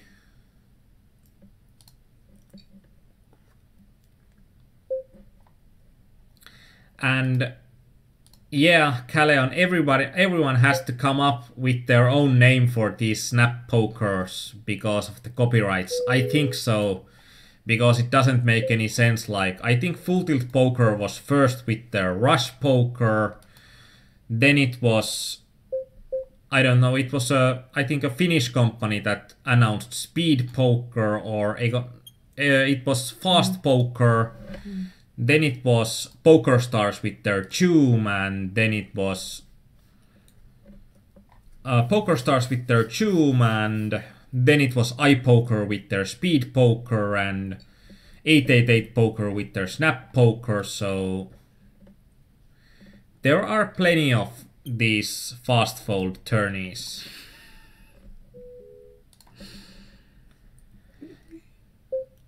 And Grind Nation, hi Erika. So yeah, he's like a real human. For real. And it's a live stream. And Snodikin, yeah, Hold'em Manager 2 works on Zoom, but it doesn't work on Snap. So that's a difference there. Like on Zoom Poker, you can have your HUD on all tables with both Poker Tracker 4 and Hold'em Manager.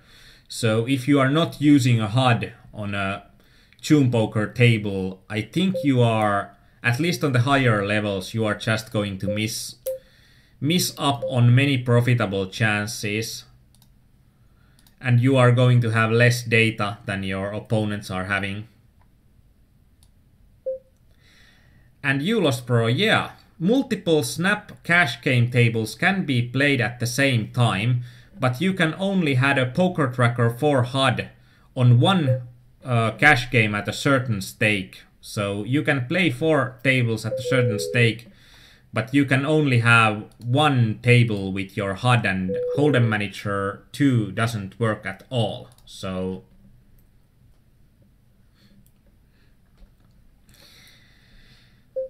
and we got it on the Snap Extreme free roll. We got it against Ace Queen.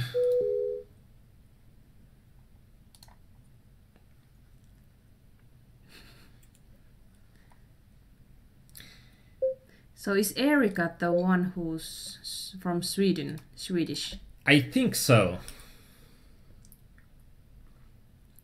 Erika, trevligt att träffa dig.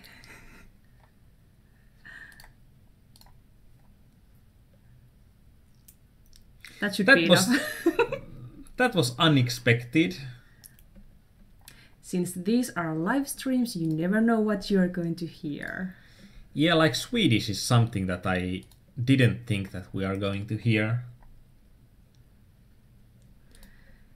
So I even amazed you with my perfect Swedish skills.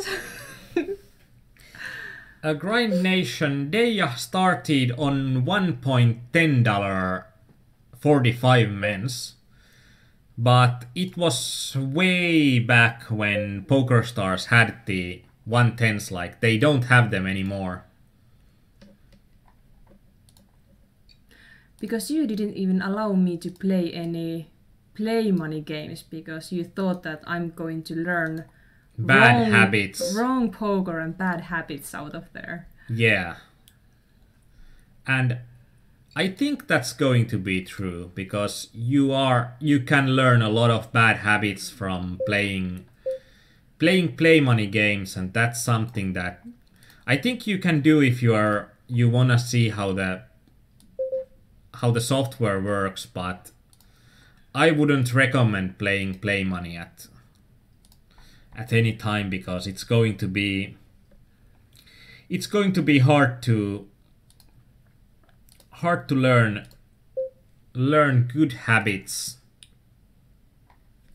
And I think in that sense it was easier for you to teach me poker, because I didn't have any bad habits, because I didn't have any poker habits at all. But if you have to start to change someone's bad and long-term poker habits to something else, it requires more energy from both sides, I guess. I think it's like there are two sides of the coin.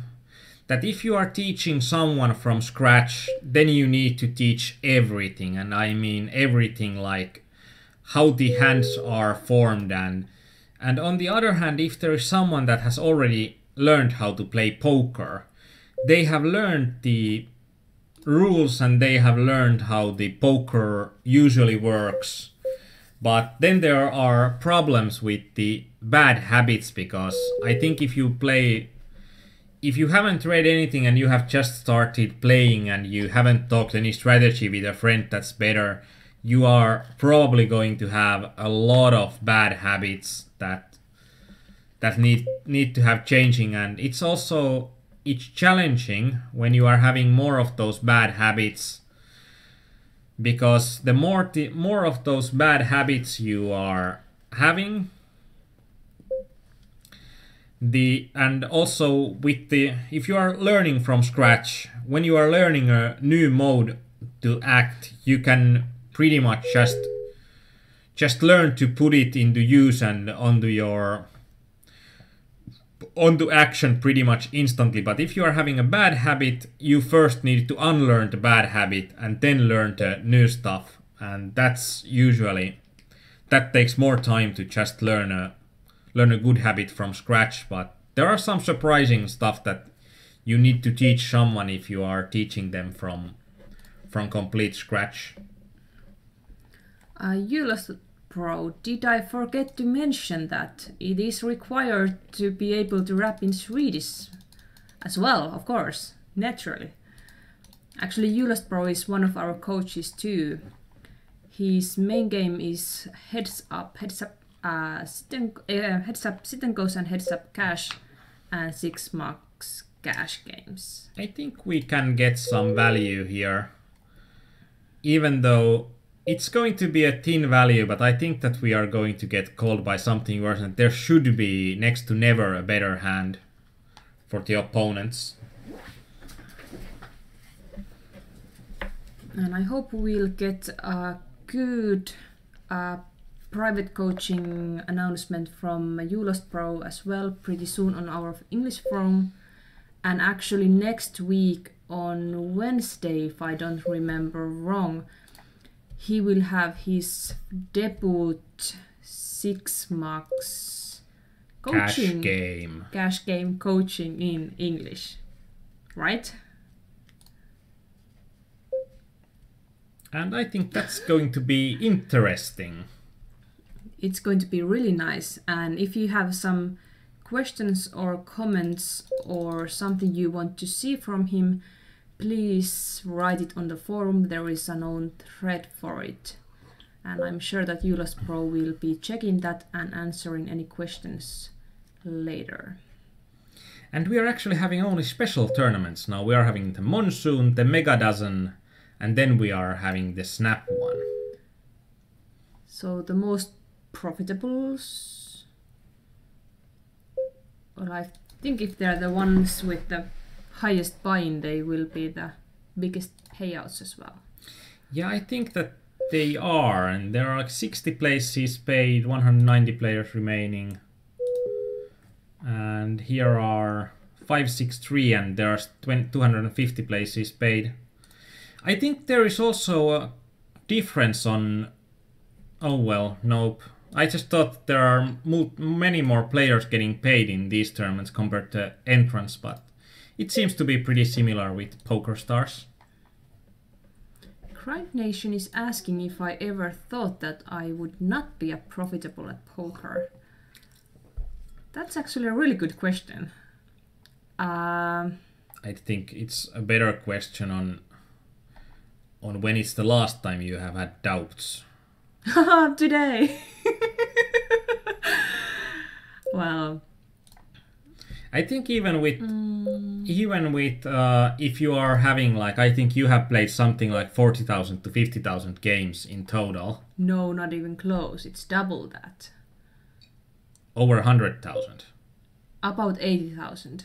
About 80,000. Because okay. Actually I checked that a couple of days ago. Otherwise I would have no idea. But but you have played also on Full Tilt Poker. That has a lot of games on. So that's actually 80,000 games. That's even more than I thought. So we are quite close on, as a couple, playing 200,000 games combined. Try to beat that. Maybe first you have to get a girlfriend or boyfriend who plays poker as well. But I think that's going to be, at least among women, that's going to be a really high note. I think the newest Poker Stars online, because she plays the hyper satellites, she has probably played more than 100,000 games, but I don't think that there are, because there aren't like many female sit and go grinders. Not that many. And on that note, I think we are one of the very first ones being a supernova couple anyway, because this year will be our third year when we are both supernovas. And right now I know maybe one or two other couples. There are maybe a few more, but 2 years ago there wasn't many at all.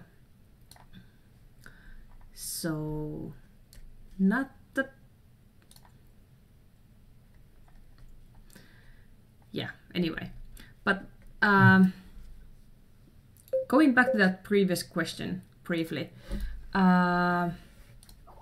First, I didn't know anything about poker, obviously. I didn't think if I was playing or winning or losing poker. But then when I just got quite quickly some proof that I was playing profitable, after that I didn't have to think about that much anymore, I think.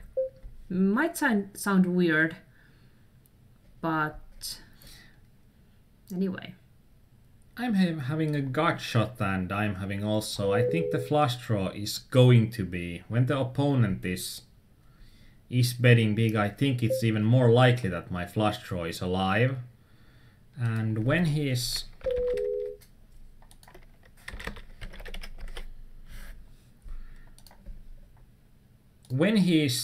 checking the river, I think that it's going to be quite likely that we are going to win the pot, and then I'm just trying to bet the river with the biggest sizing I think my opponent will reliably call. Here is the jack, queen jack hand. Let's see how it goes.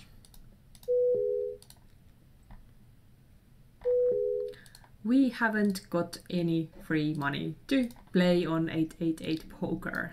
None whatsoever. And here we can see with the jack queen, the opponent has bet small twice, and with the third barrel it's small still. I think that there is some value in raising the river, but not that much. Now I start to wonder when Tikka-Pekka takes a lot of time to act and it's going to be a Finnish name. I'm usually not worried, especially with MTTs.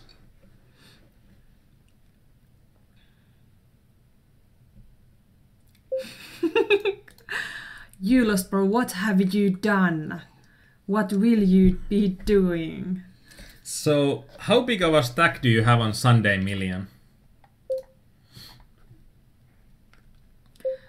Rahastusjahti is like cashing challenge. Cashing challenge or something like that. There is no good translation for it. But we started that on the Finnish side. So that's why we just call it Rahastusjahti, because it doesn't have any good translation. There's 2 teams and they will compete each other. Two teams, and if I remember correctly, 10 members on each team.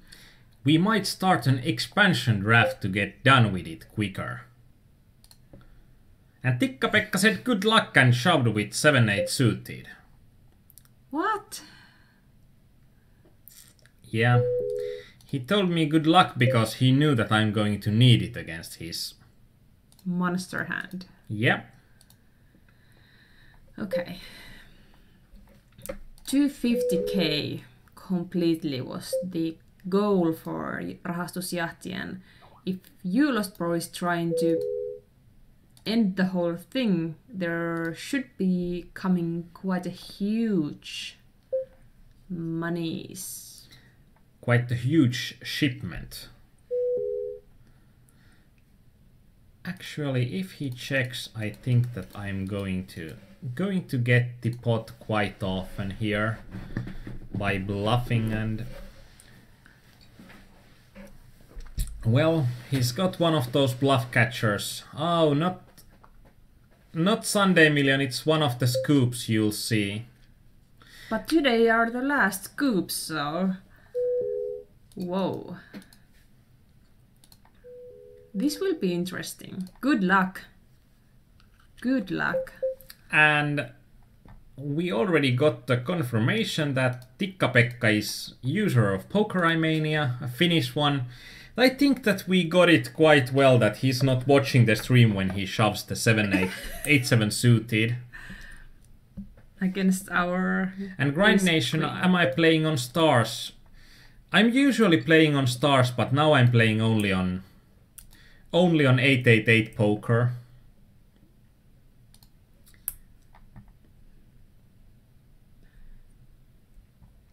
So Tikka-Pekka has gone. Tikka-Pekka exited me from the tournament, but it's nice to give chips for a fellow Poker Aarnimetian. Yay.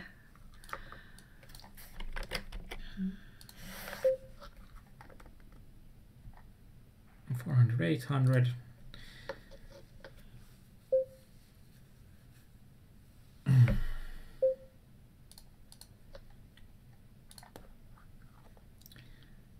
I think that my opponent here should be folding pretty often.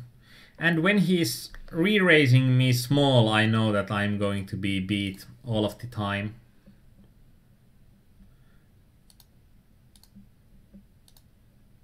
And I'm trying to re-raise here because there are two different flush draws. There are multiple different straight draws, so I think that if I'm going to get money in, it's most likely that I'm going to get money in on the turn, and I could have even bet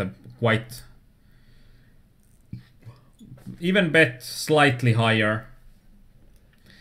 So how big of the buy-in is the main event today?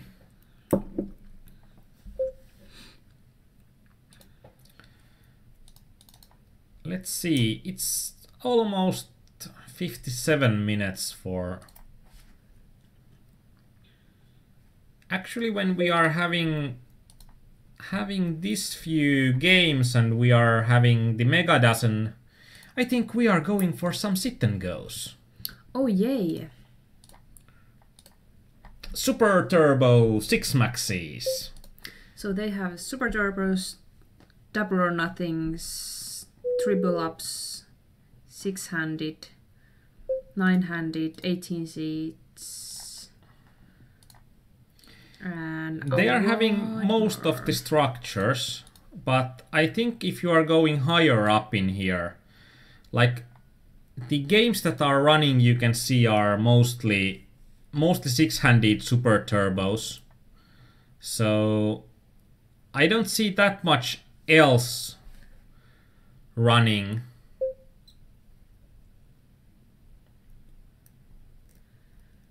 And Mr. McGuinness, if you need to send your info, you can use the private messages,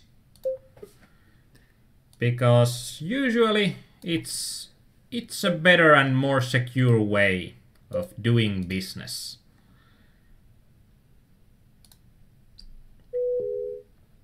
And this is a 2-day event. And I think this is also a nice time to discuss a bit about these 6-handed Super Turbos, how they differ from the games on PokerStars. Because there are some key differences. And I think that if the opponent isn't going to have a heart there, he's going to be folding almost every time. And when he's only having a pot left, I think shoving there is going to be profitable.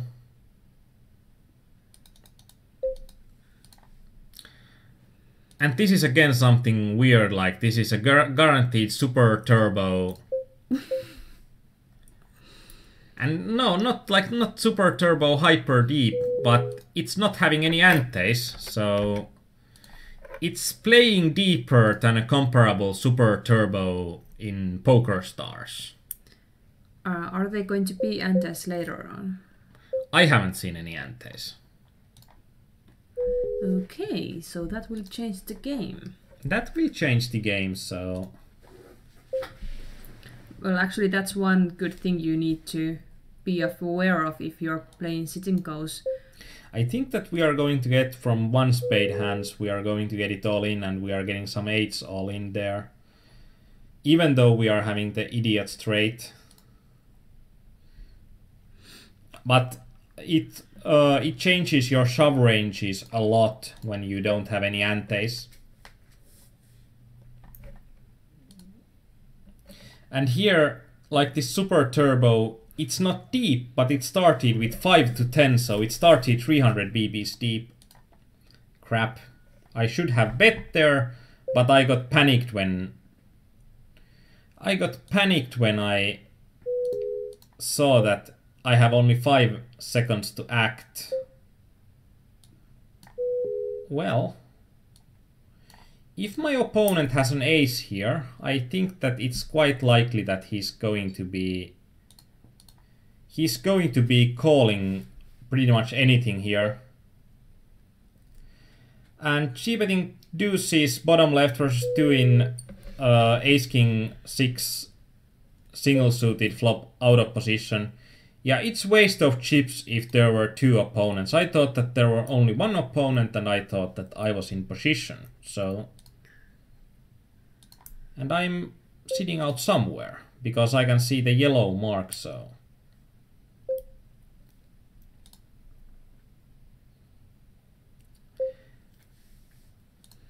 But that's also something that's good to notice, that when you are playing, you can see this traffic light symbol.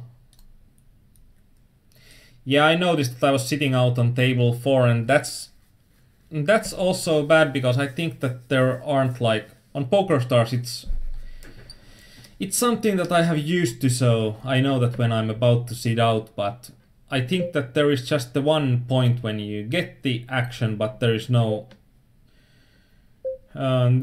second, like, do it already.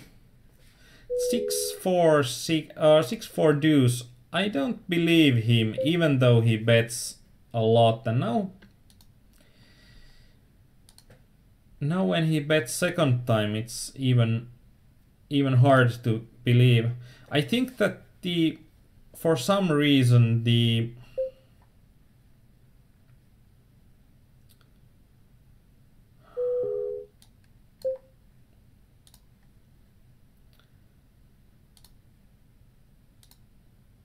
and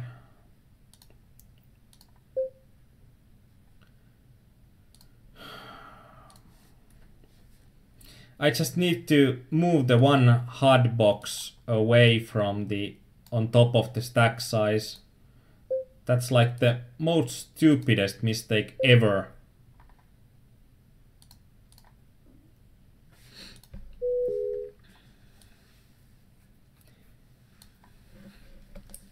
Yeah, it's always much harder when you aren't used to whatever. Like on PokerStars, I pretty much know, even though it's beeping and doing everything that it can to warn me that now you are going to be sitting out, but I have pretty good touch on knowing when it's serious and when it's not. But on a new software, you just don't know, and you'll get some sit outs, and you are going to be playing a lot twitchier at the beginning before you learn on when you can be,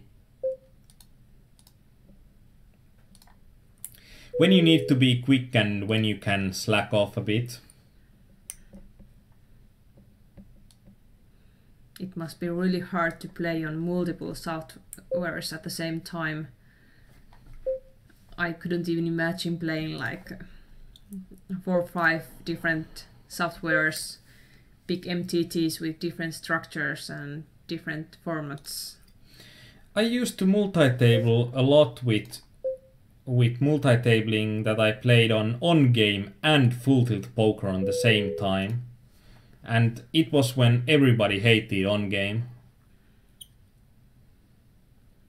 That was sick. Yeah, but during nights I couldn't get enough good games from just on game, so, or from just, I think I was doing some kind of a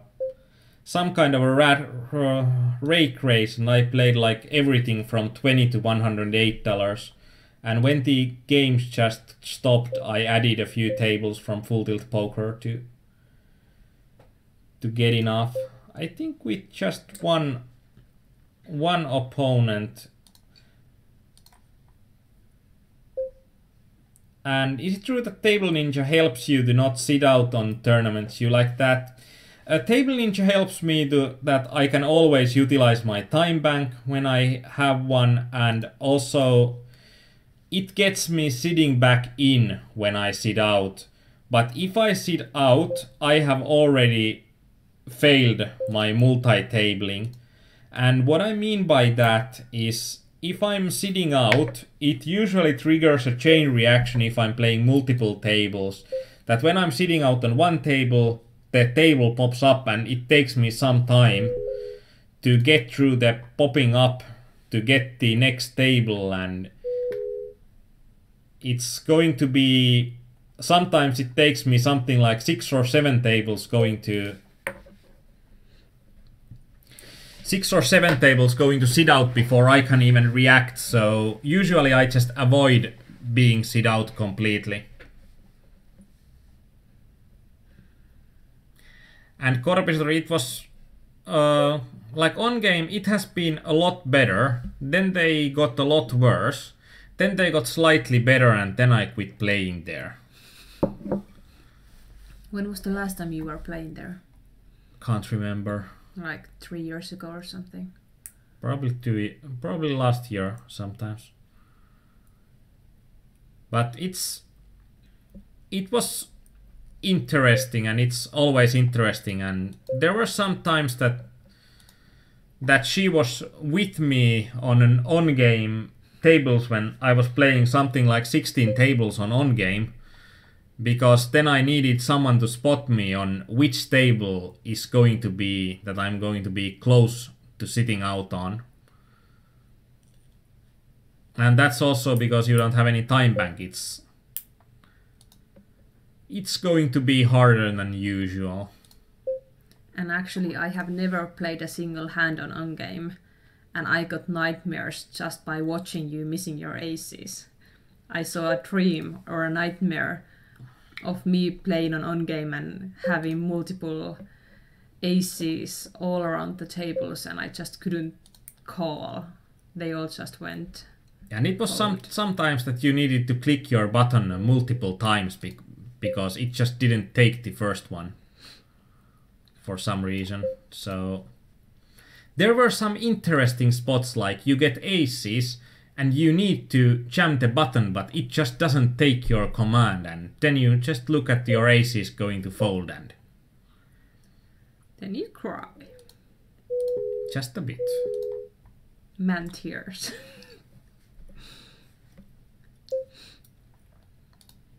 So Markus has played only one session and won $200, and you still hate the software. I think the MTTs on game, they were also really good.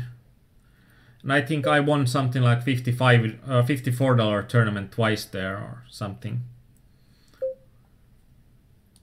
And that was also nice when you needed to, or actually that was when on-game was also pretty universally hated, because it was a software that didn't synchronize the breaks with the other softwares. So when almost all the other softwares gone to break at 5 to the even time, the on-game software did always go to break. Like, it gone to break 1 hour after the tournament had started, and if you multi-table tournaments there, you just never got any breaks.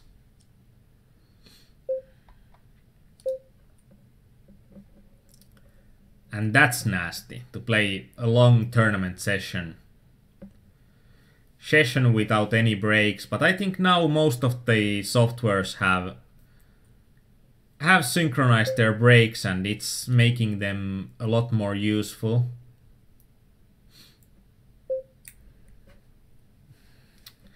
Oh well, on the Mega Dozen we are out.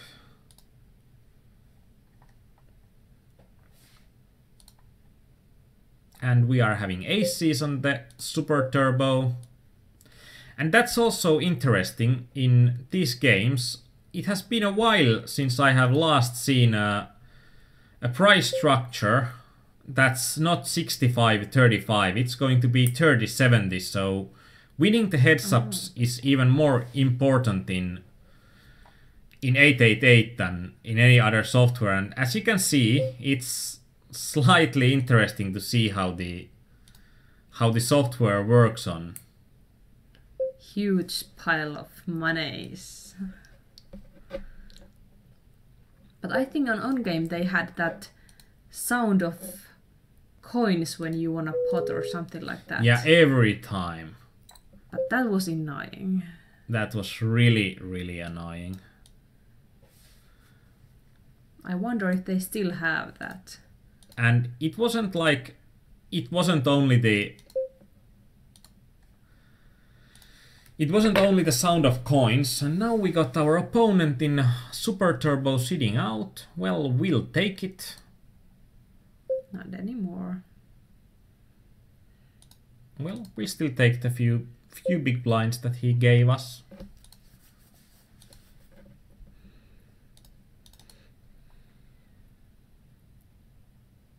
So it's already 60, 120 and no antes, so there's no antes at all.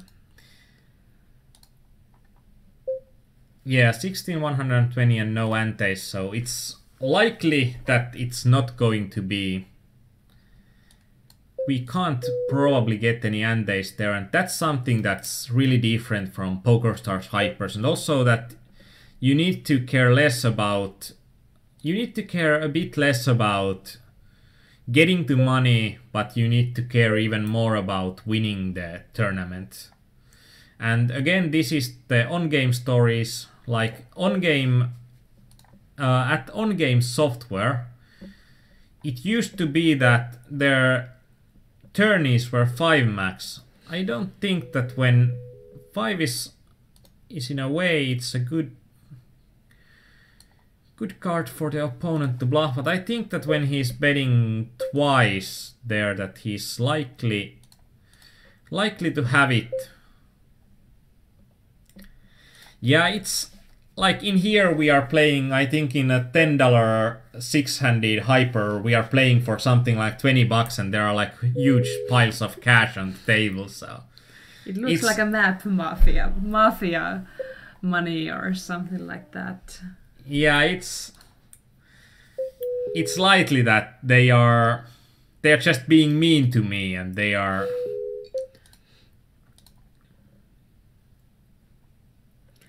No, it's kind of like a good opportunity to have you answering this question.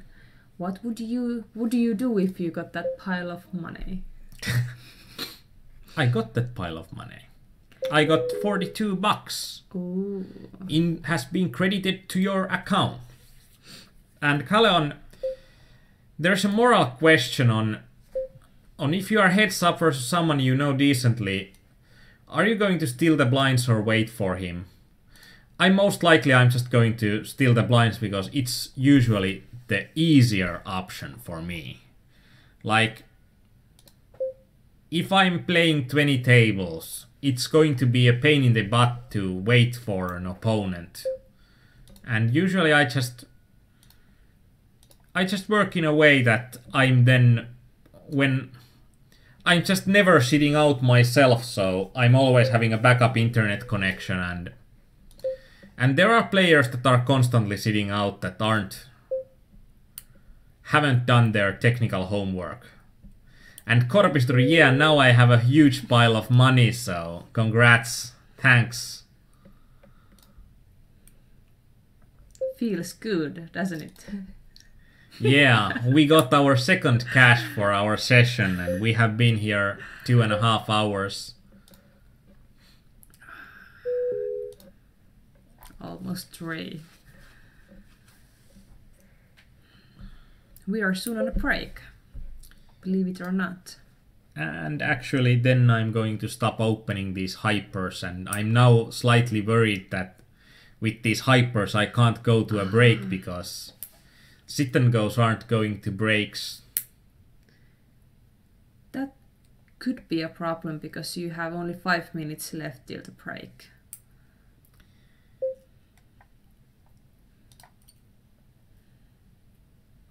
And I don't know how long these hypers or super turbos will take, but I think on PokerStars they take about approximately 15 to 20 minutes.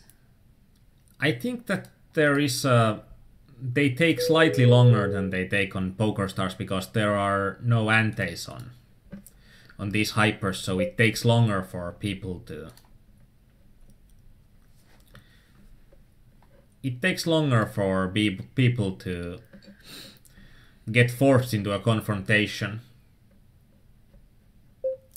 And are there some big MTTs planned today? No, not today anymore. That we have played all the big and small MTTs. I think the largest MTT today was a $55 MTT on 888Poker. Yeah, winning every STT game to fill the MTT hole. I think I'm something like $160 in the hole for MTTs today, so there is quite a hole to fill with. And of course, it's nothing when it has been $20 and $50 MTTs. $160 is nothing, but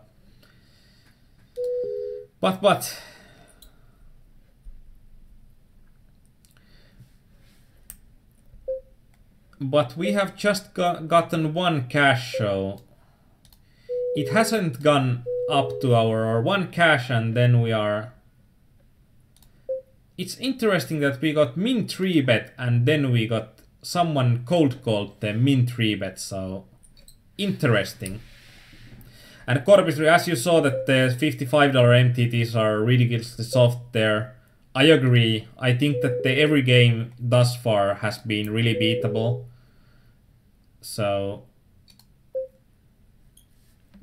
I think even these hypers, as you can probably see that there aren't a lot of regs in, at least I have tried a $40, $20 and a $10 hyper, and I think they are way softer than anything on PokerStars. It's just that there aren't a lot of those running, and probably it isn't as easy to multi-table in here. Well, at least if you see that top left game over there, there is only a couple of hands, but you could actually mark any of those opponents to be a fish player. So I think if you play only a couple of sit and goes every once in a while, you should try those too, because you'll get more for your money compared to other places. I think even with this structure without antes, and this is 6% rake and it's 5% at the higher levels, I think the rake should be really. I think it should be beatable with these opponents. So you don't even need to have a, like, you don't even have to have a great VIP club returns to your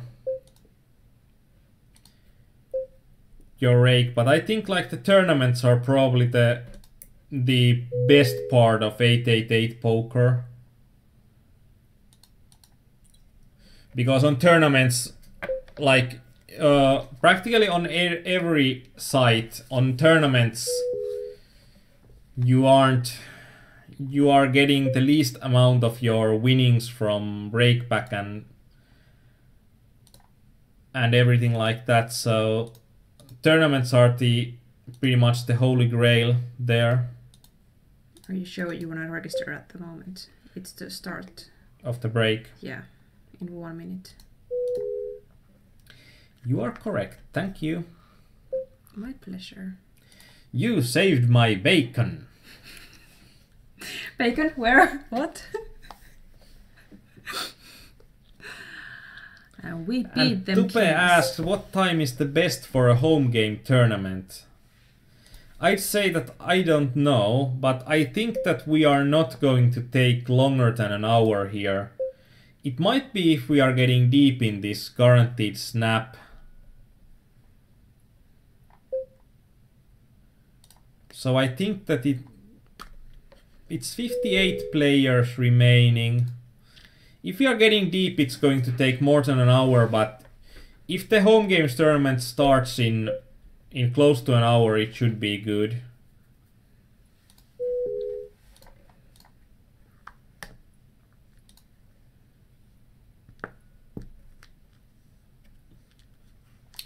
And we are having the break, going on a break.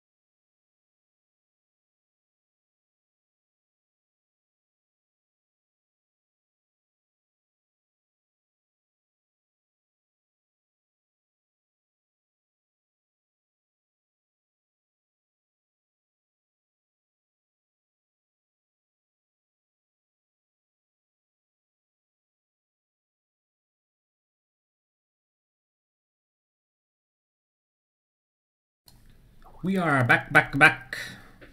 And Korpisuri has earned a well-deserved sleep even by winning only 200 euros today. I can't see how that's well-deserved, sir. Well, Korpisuri, if you are going to sleep, have a good night. Yeah. Have a good but not well-deserved night. Oh, come on. Here we are probably not getting to these big money piles.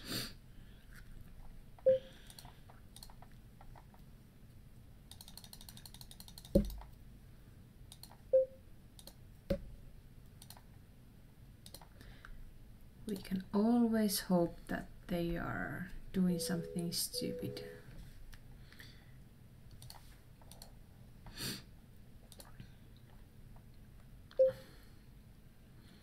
Actually, when I saw my opponent had just one pot left.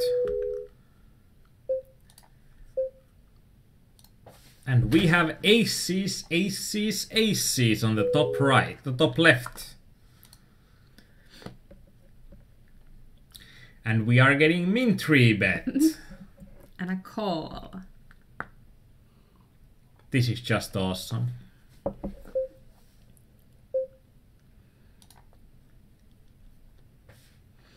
So what will you do? Another call.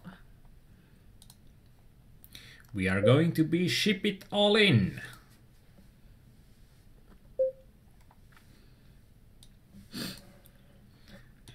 And yes. No, actually, yes. You would like to open another sit and go. And then it said to me, no, you can't open that sit and go.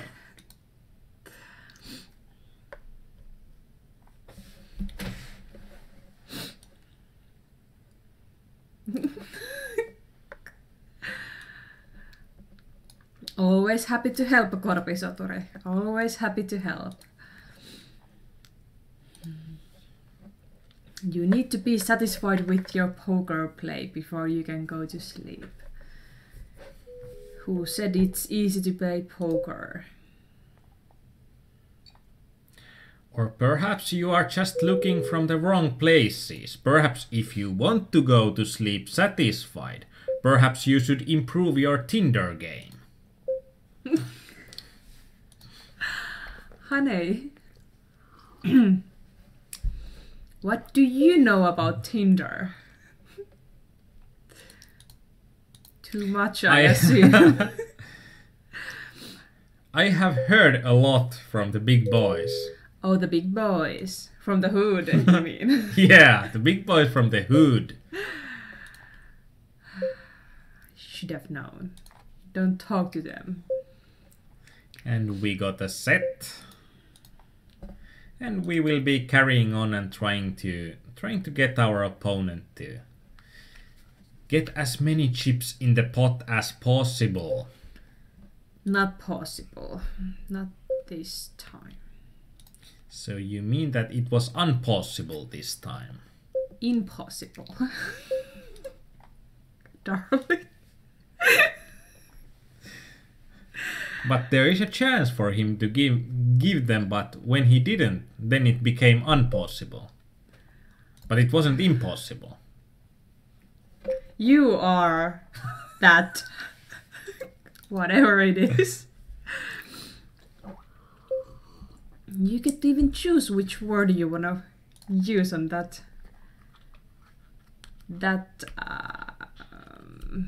place. It's like Tinder with words. I can choose what word will I screw today. Shut up.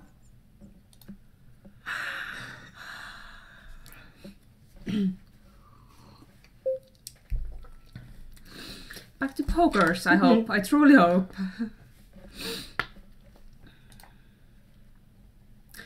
Great, thank you, Tupe. You saved me. Home games is starting at 0000 Finnish time, meaning in 54 minutes. Buy-in is only for $3, and you'll get to play against our very best poker maniacs.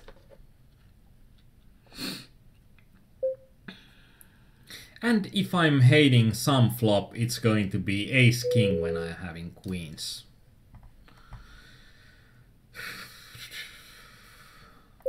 So do you know if there are any good Tinder matches in Tallinn?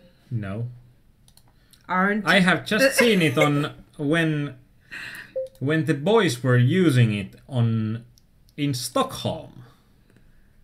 Yeah, the big boys in Stockholm. Yeah, right. I think we will have a little conversation afterwards.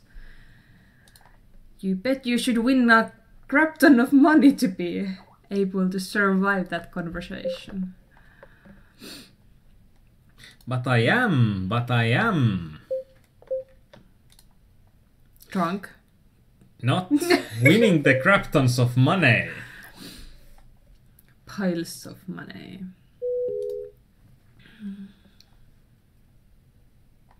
Yeah, the guys from in Stockholm from Finland, they were having that Tinder matching thing going on. And I think we never got to find out what happened afterwards. We split at the party. What happened to the guys? Did they get the match they wanted to? But it was awesome when they discussed their hotel in Stockholm. They got like the cheapest hotel that was in a posh neighborhood. So when they got the hotel and they thought it was a hotel, but when they got it, kings against aces like third time in this sit and goes. Oh well. So they had a room that was something like 8 square meters. It had a like, even though there were good points as well, probably the bed was bigger than in our normal hotel room, but they didn't have a shower or own shower, and they didn't have an own toilet, and they didn't have a window there. And it looked tiny. They took a picture and there was like nothing. Yeah, the room almost didn't fit into the picture. Or the room fit the picture easily, because they're just, when he's min raising without antes, it's not going to be profitable, but if there would have been large antes, it would have been a whole different game. Basically, we did go to the Stockholm not to play poker, but there was a Poker Stars VIP club event. So we were in Stockholm for the VIP club event. Usually we don't go to Stockholm that often. That was probably the second time in the last 7 years. Yeah, even though you can get to Stockholm by boat from Tallinn quite easily. And actually that was a really, really, really good trip. We went straight from Tallinn to Stockholm with a boat and had a blast there. Spent one night on the boat. We arrived in the Stockholm early in the morning. The party was held in the evening and we met some fellow members from the forum beforehand. We had a early dinner together and we partied hard. And we had one night at the hotel and the whole day inducing with queens. It's easy when the opponent has a strong but still a weak hand. And he compliments you. That's surprising.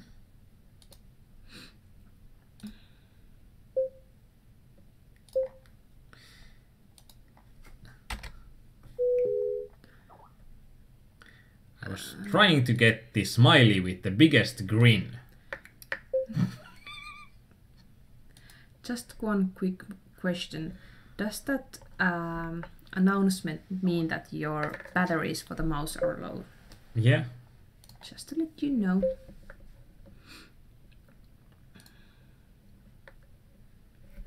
But actually, we just talked today that it would be nice to go to Stockholm again, just for the fun. I think there's no reason for us to play poker there because there are way better chances for poker plays in Tallinn. But it's a really nice city and there is still a lot to see we haven't seen before.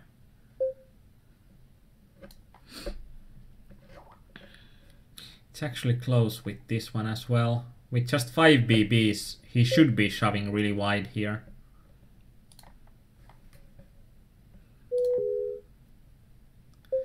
And he is, but we are not capitalizing on that spot.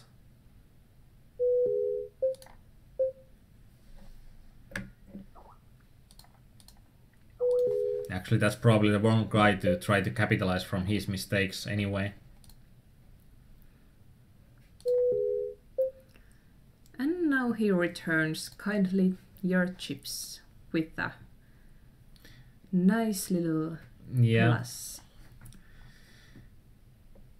That's a reminder that the best hand doesn't always win. Oh, do you know what could be a fun thing? If we won a VSOP Vegas package in a live stream. Wouldn't it? Wouldn't it? Yeah, but we are not playing for a VSOP live package today, so... Not today, but it would be awesome. Wouldn't it? Wouldn't it? We could go there. It's taxed. Yeah.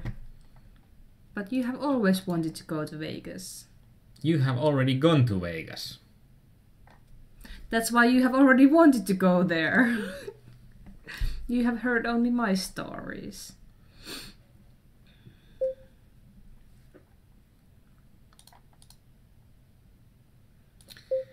And 44th. It's also close and it depends on this Major T on how often is he going to be calling. And we are getting the big piles of money. It's kind of interesting how they switch the places when you get into the heads up. Yeah, I think it adds another level.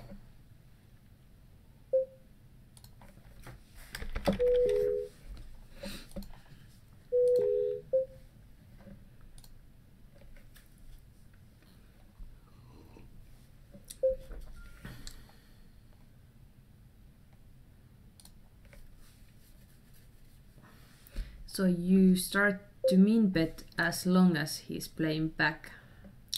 As long as he's not playing back. Oh. It's not a great move if he's constantly playing back at me.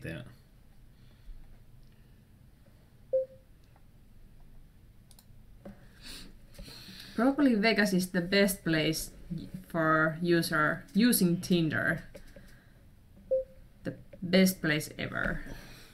I'm not talking from experience, but just I really think so. There is so many people playing, having just vacations and having hen parties and lad parties and everything. I think like now when Korpisuri said about Tinder matches, I'm now something I'm thinking like he's having a Tinder match, so he's having he's playing a Tinder match against some other guy and they are competing on. And actually when they have talked a lot with Wayne about Tinder, so there might be a Tinder match going yeah. How much is your side bet?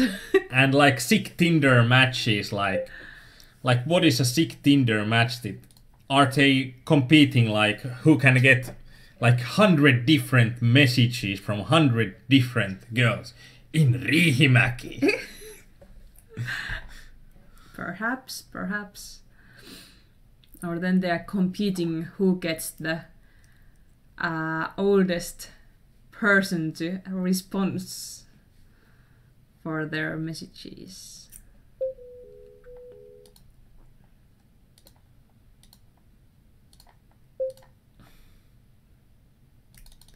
So we have still that $3 $1,000 guaranteed, and all the others are now 6-handed super turbos. Yeah, I think that it's only being more interesting when we are doing something else than just one-tabling this hyper or one-tabling this last tournament. I think that's also something that I think most of the tournament players should learn to do, that they should learn to play some games that when you are one-tabling the last game, you should learn to play some other game. Like if you are playing on 888Poker, it might be that you are learning to play snap poker, cash games, or hyper turbo tournaments, so that you are getting more action and you are getting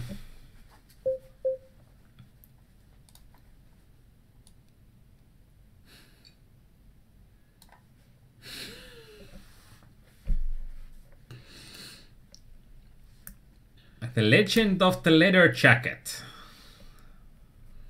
Yeah, if anyone is interested in beautiful leather jacket from PokerStars, I don't remember the size of it, but there is one on sale on the Finnish forum. I think the size was L, but it was smaller than the size advertised. And there has been already some offers for it, for example a sofa, but so far it hasn't been successful. So it's still there. You can negotiate the price, I think. I think the leather jacket is slowly becoming legendary. The sales thread has been going on for quite a while. Actually, this would have been a river value bet, I think.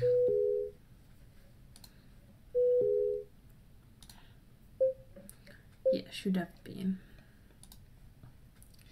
So if the other player with your epic Tinder match is called the Playboy of Oulu, what are you calling yourself in the same match?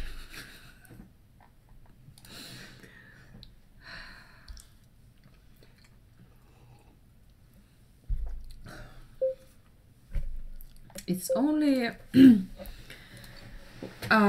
one good plus side to be listening our coachings, because then you learn some really nice facts about Finland. Good cities and what kind of playboys there are and whatnot.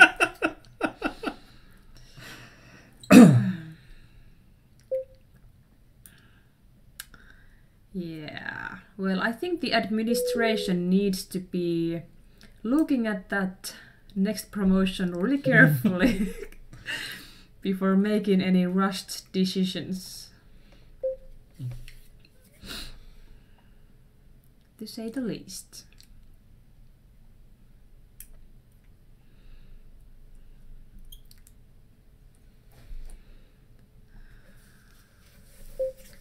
Oh, I'm sitting out on. So how many players is still left there? In this guaranteed super turbo, 210 and 60 players are paid. Oh. So it's like it's going really slow for a super turbo. It is, unfortunately. That's also something that's a bit weird. It's going really slow for a super turbo. The super turbo should be quick. So Korpisoturi is calling himself the lucky trunk of glorious Reihimäki. Noted.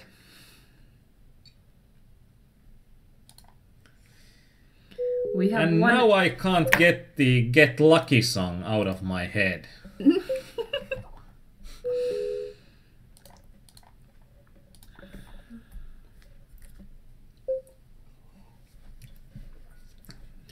So we have a special section in Finnish forum. Don't start now.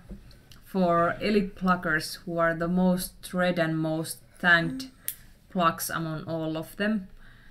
And there, if you get there, you'll get a kind of a signature below your name that you are like elite plugger.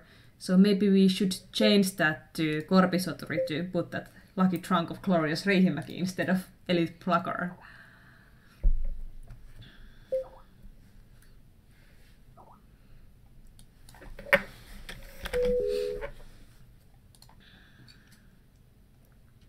And Chicago 2-0 from Kauris's live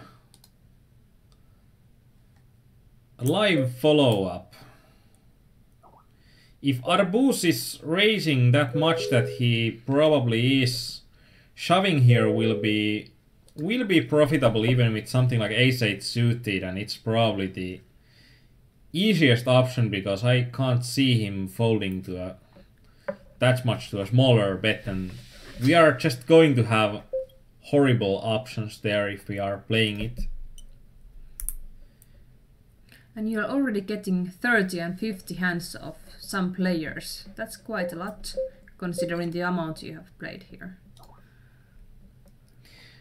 Well, I got another level, so now I'm a copper level VIP member. Congratulations.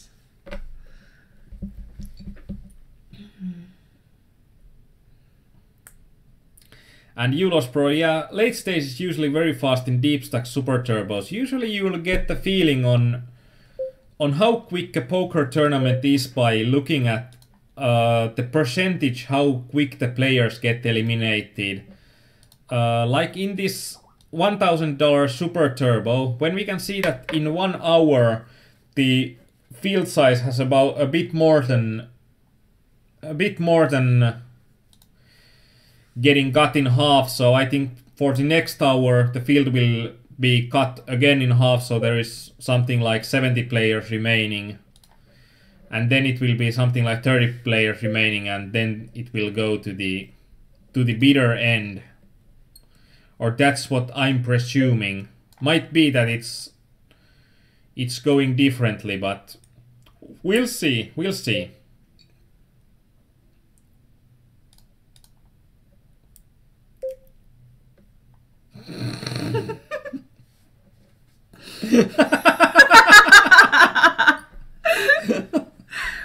Welcome, Veini. So you're having a nice tourney session, and then you come here, and you will continue to get amused by us.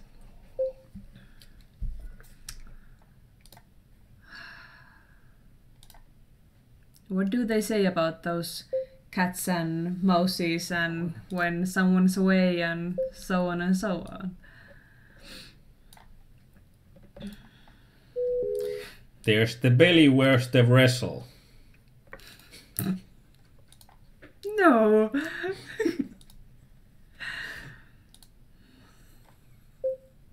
Stop. Please. I should. Playboy. Oh, Playboy. Playboy, well, kind of same thing.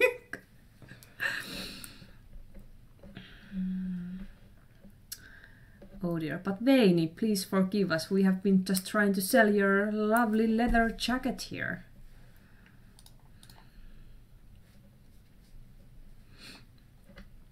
Yeah, and I'm awaiting what Veini will be doing with the leather jacket. Because he said that he has something in mind already, so...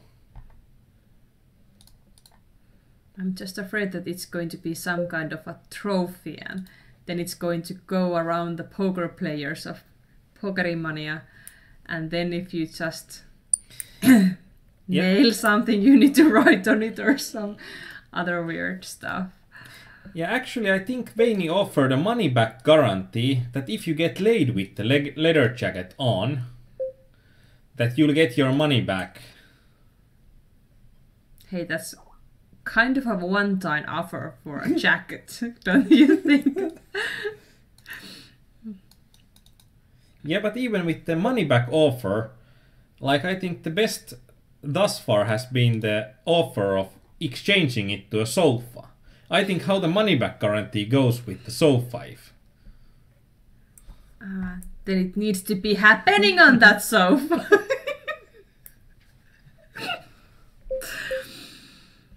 Oh dear Lord. And here with ace-6 off, even though we aren't having the best of hands by any means, we are still having a decent hand and we are just having 5 big blinds and the antes are eating up our stack already, so... So is anyone playing Scoop? Anyone who's listening to us at the moment? You Lost Pro, are you still in? Winning big monies. And king score. Is that good or bad? Markusy is on the king's side. So Markusy likes if... Markus, why? Likes if kings are winning.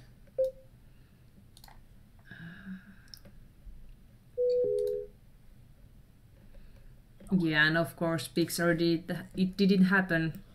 I think it was mentioned quite a few times. There's like the reverse money back guarantee. If he gets laid on the sofa, he gets his leather jacket back. I guess he doesn't want to have it back.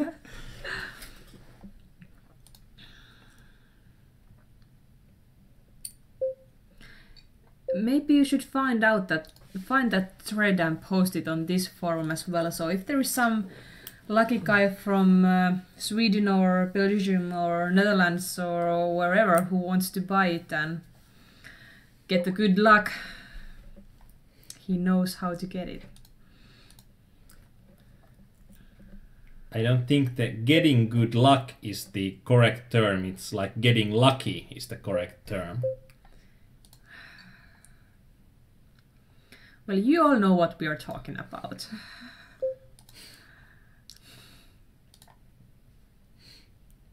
And we got a decent call, and I think our opponent is unfortunately outdrawing us. And those are the spots if our opponent looks reggy, that when he's pushing the small blind, that we need to be wide even though it's the bubble.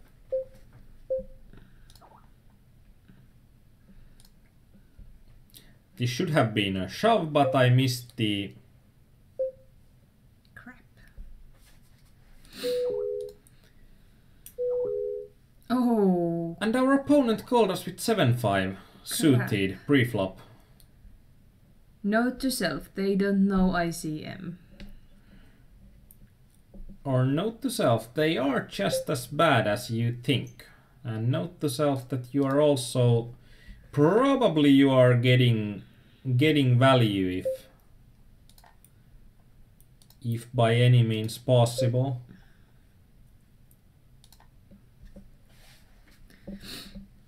So Eulos Pro is still in the main event. How many started and how many still there?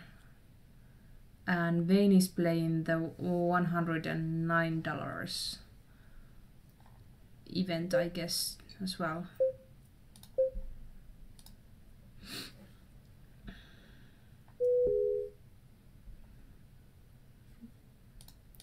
Six jack suited is jack 6 suited or jack 6 off isn't going to be good enough to be calling there. And I think it's going to be interesting. We are already starting to see some regs in these games.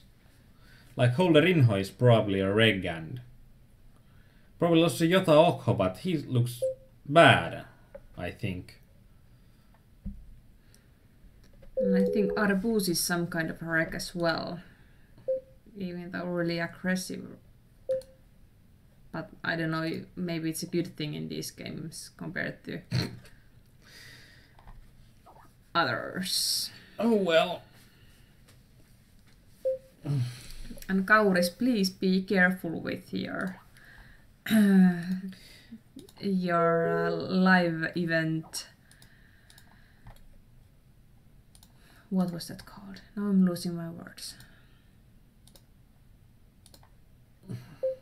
report. Yeah. That wasn't the one I was looking for, but anyway, if those reports are like missing some goals and then deleting some of them, and adding some of them, and who's winning? Yeah, usually you don't get negative goals on ice hockey.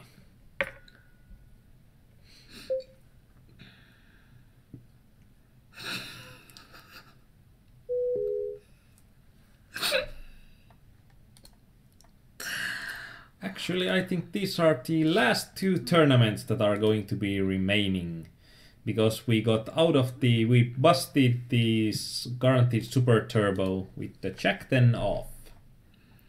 And it wasn't zigzag suited. It wasn't a zigzag suited. Sorry. You should be. Just too funny.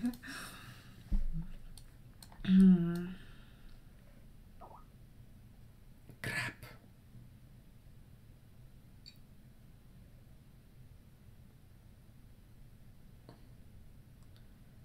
I got to sitting out and I almost got the pot still. With 2 tables. And Corputri, have a good night, even though we are quitting just in a moment. We are having only our last 2 super turbos remaining. I thought you went to sleep like an hour ago already. But anyway, happy to have you here. Yeah, have a good night. Sleep tight. This is not going to last for a very long more. I think that's probably not perfect English as well. It's not. It's crappy English. Yeah. Jack 10 suited, and it was because our opponent in the tournament had been very aggressive on the who opened from UTG, and he was having way larger stack than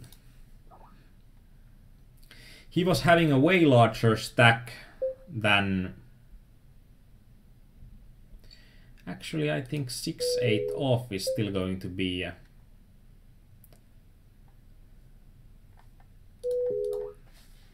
I'm probably having some problems because there aren't antes, and on PokerStars 6-max hypers the antes are huge. And as Tupe says, there is going to be 10 minutes to home game. Oh, he put that to start a bit earlier. That's a good call. Thank you. So everybody please join the home games. There is a thread on it on the forum that's been already once posted there. If you haven't been participating in before, there are instructions how to get in, and Tupe needs to clear you before you get to participate, so please do that beforehand. And if you are not participating today, you can already join to the home games group, and you may participate later, but when it requires Tupe to be online, you should use your chances on when to get your account approved. And we are running actually good on these last tournaments. That's the Finnish version on how to join the home games, but there is also an English version somewhere. It is there. It's on the general poker. I think it's in Insiders, because it got the password. And now I'm having the crappy English problem as well. We know speak English more.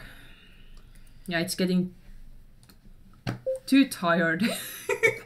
Yeah, like brain jam or something, like the cogs aren't moving anymore and there is no ticking going on. Do you know the feeling when you see the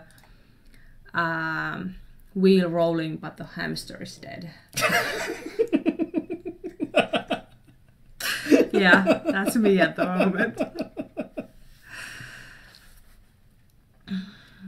Maybe I should have had another cup of coffee somewhere, but I feel that my brain is frozen and I cannot produce anything good. But there has been a lot of action on the Poker-Mania forums. We announced 888Poker today, and also. So we announced 888Poker today. We announced the English first private coaching announcements. So please read those. And if you don't have an account on 888Poker, please support the content production of Poker-Mania and join through us. That's one really good way to help us keep up bringing you good content. Yeah, you may not believe it at the moment, but we have had some really nice shit. Really nice contents on Poker-Mania. We have actually... Yay! Woohoo! Outrun him, and now we are playing for the big cash. Yeah. So if you win that, do you promise to cash it all out and rub it on your titties? No. Damn. I can't cash it all out because my bonus is going. My first deposit bonus. And how much is that? That's 100% up to $400. Yeah. And I have won the $42 in the 6-handed Super Turbo. And I'm a chip lead on another one. So if I'm winning this one, we have only lost $70 Oh, yay. for today. Yeah. But Julaspro, your session is on Wednesday. Right? Yeah. Why Julaspro can't wait for Friday's session?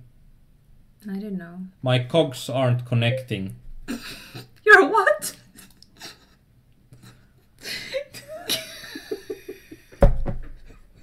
Cogs! Cog wheels! Hammasrata sinne. But you heard something completely different. Yeah, well, you bet.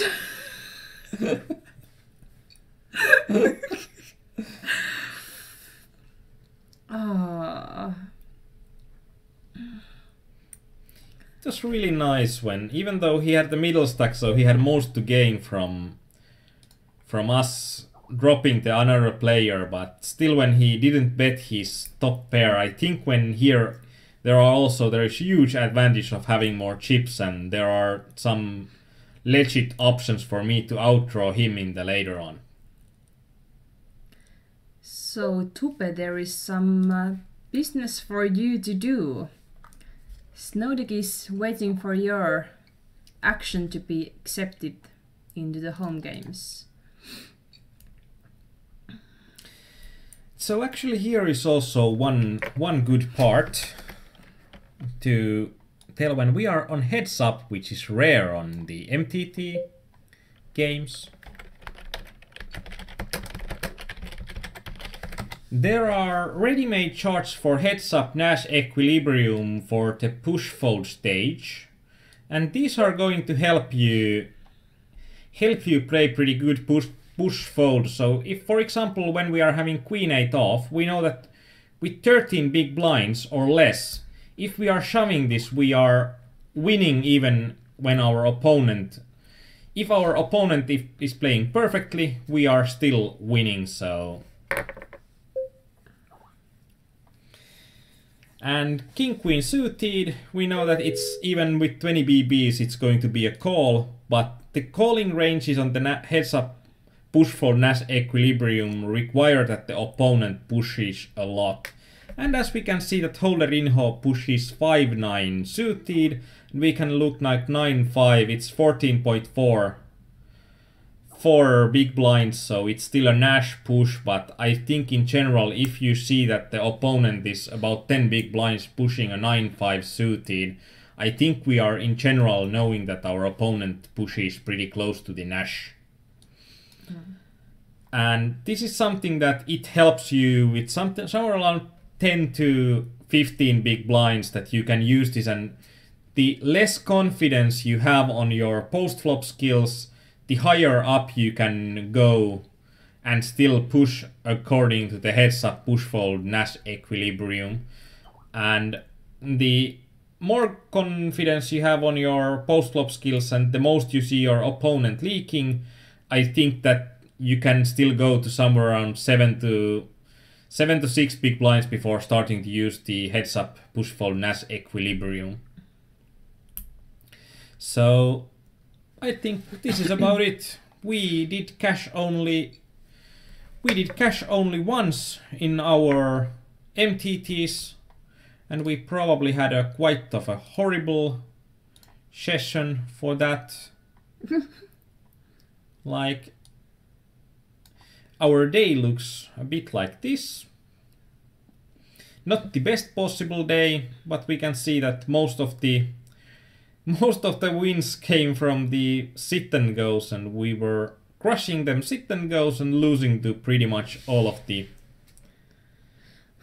We did cash only in one of the tournaments, and actually we can see that the poker tracker doesn't count correctly the knockouts, because we also got one knockout. So with MTTs, on one single tournament we won in that tournament $2.08, and on all other tournaments we lost our buy-in completely. Ouch.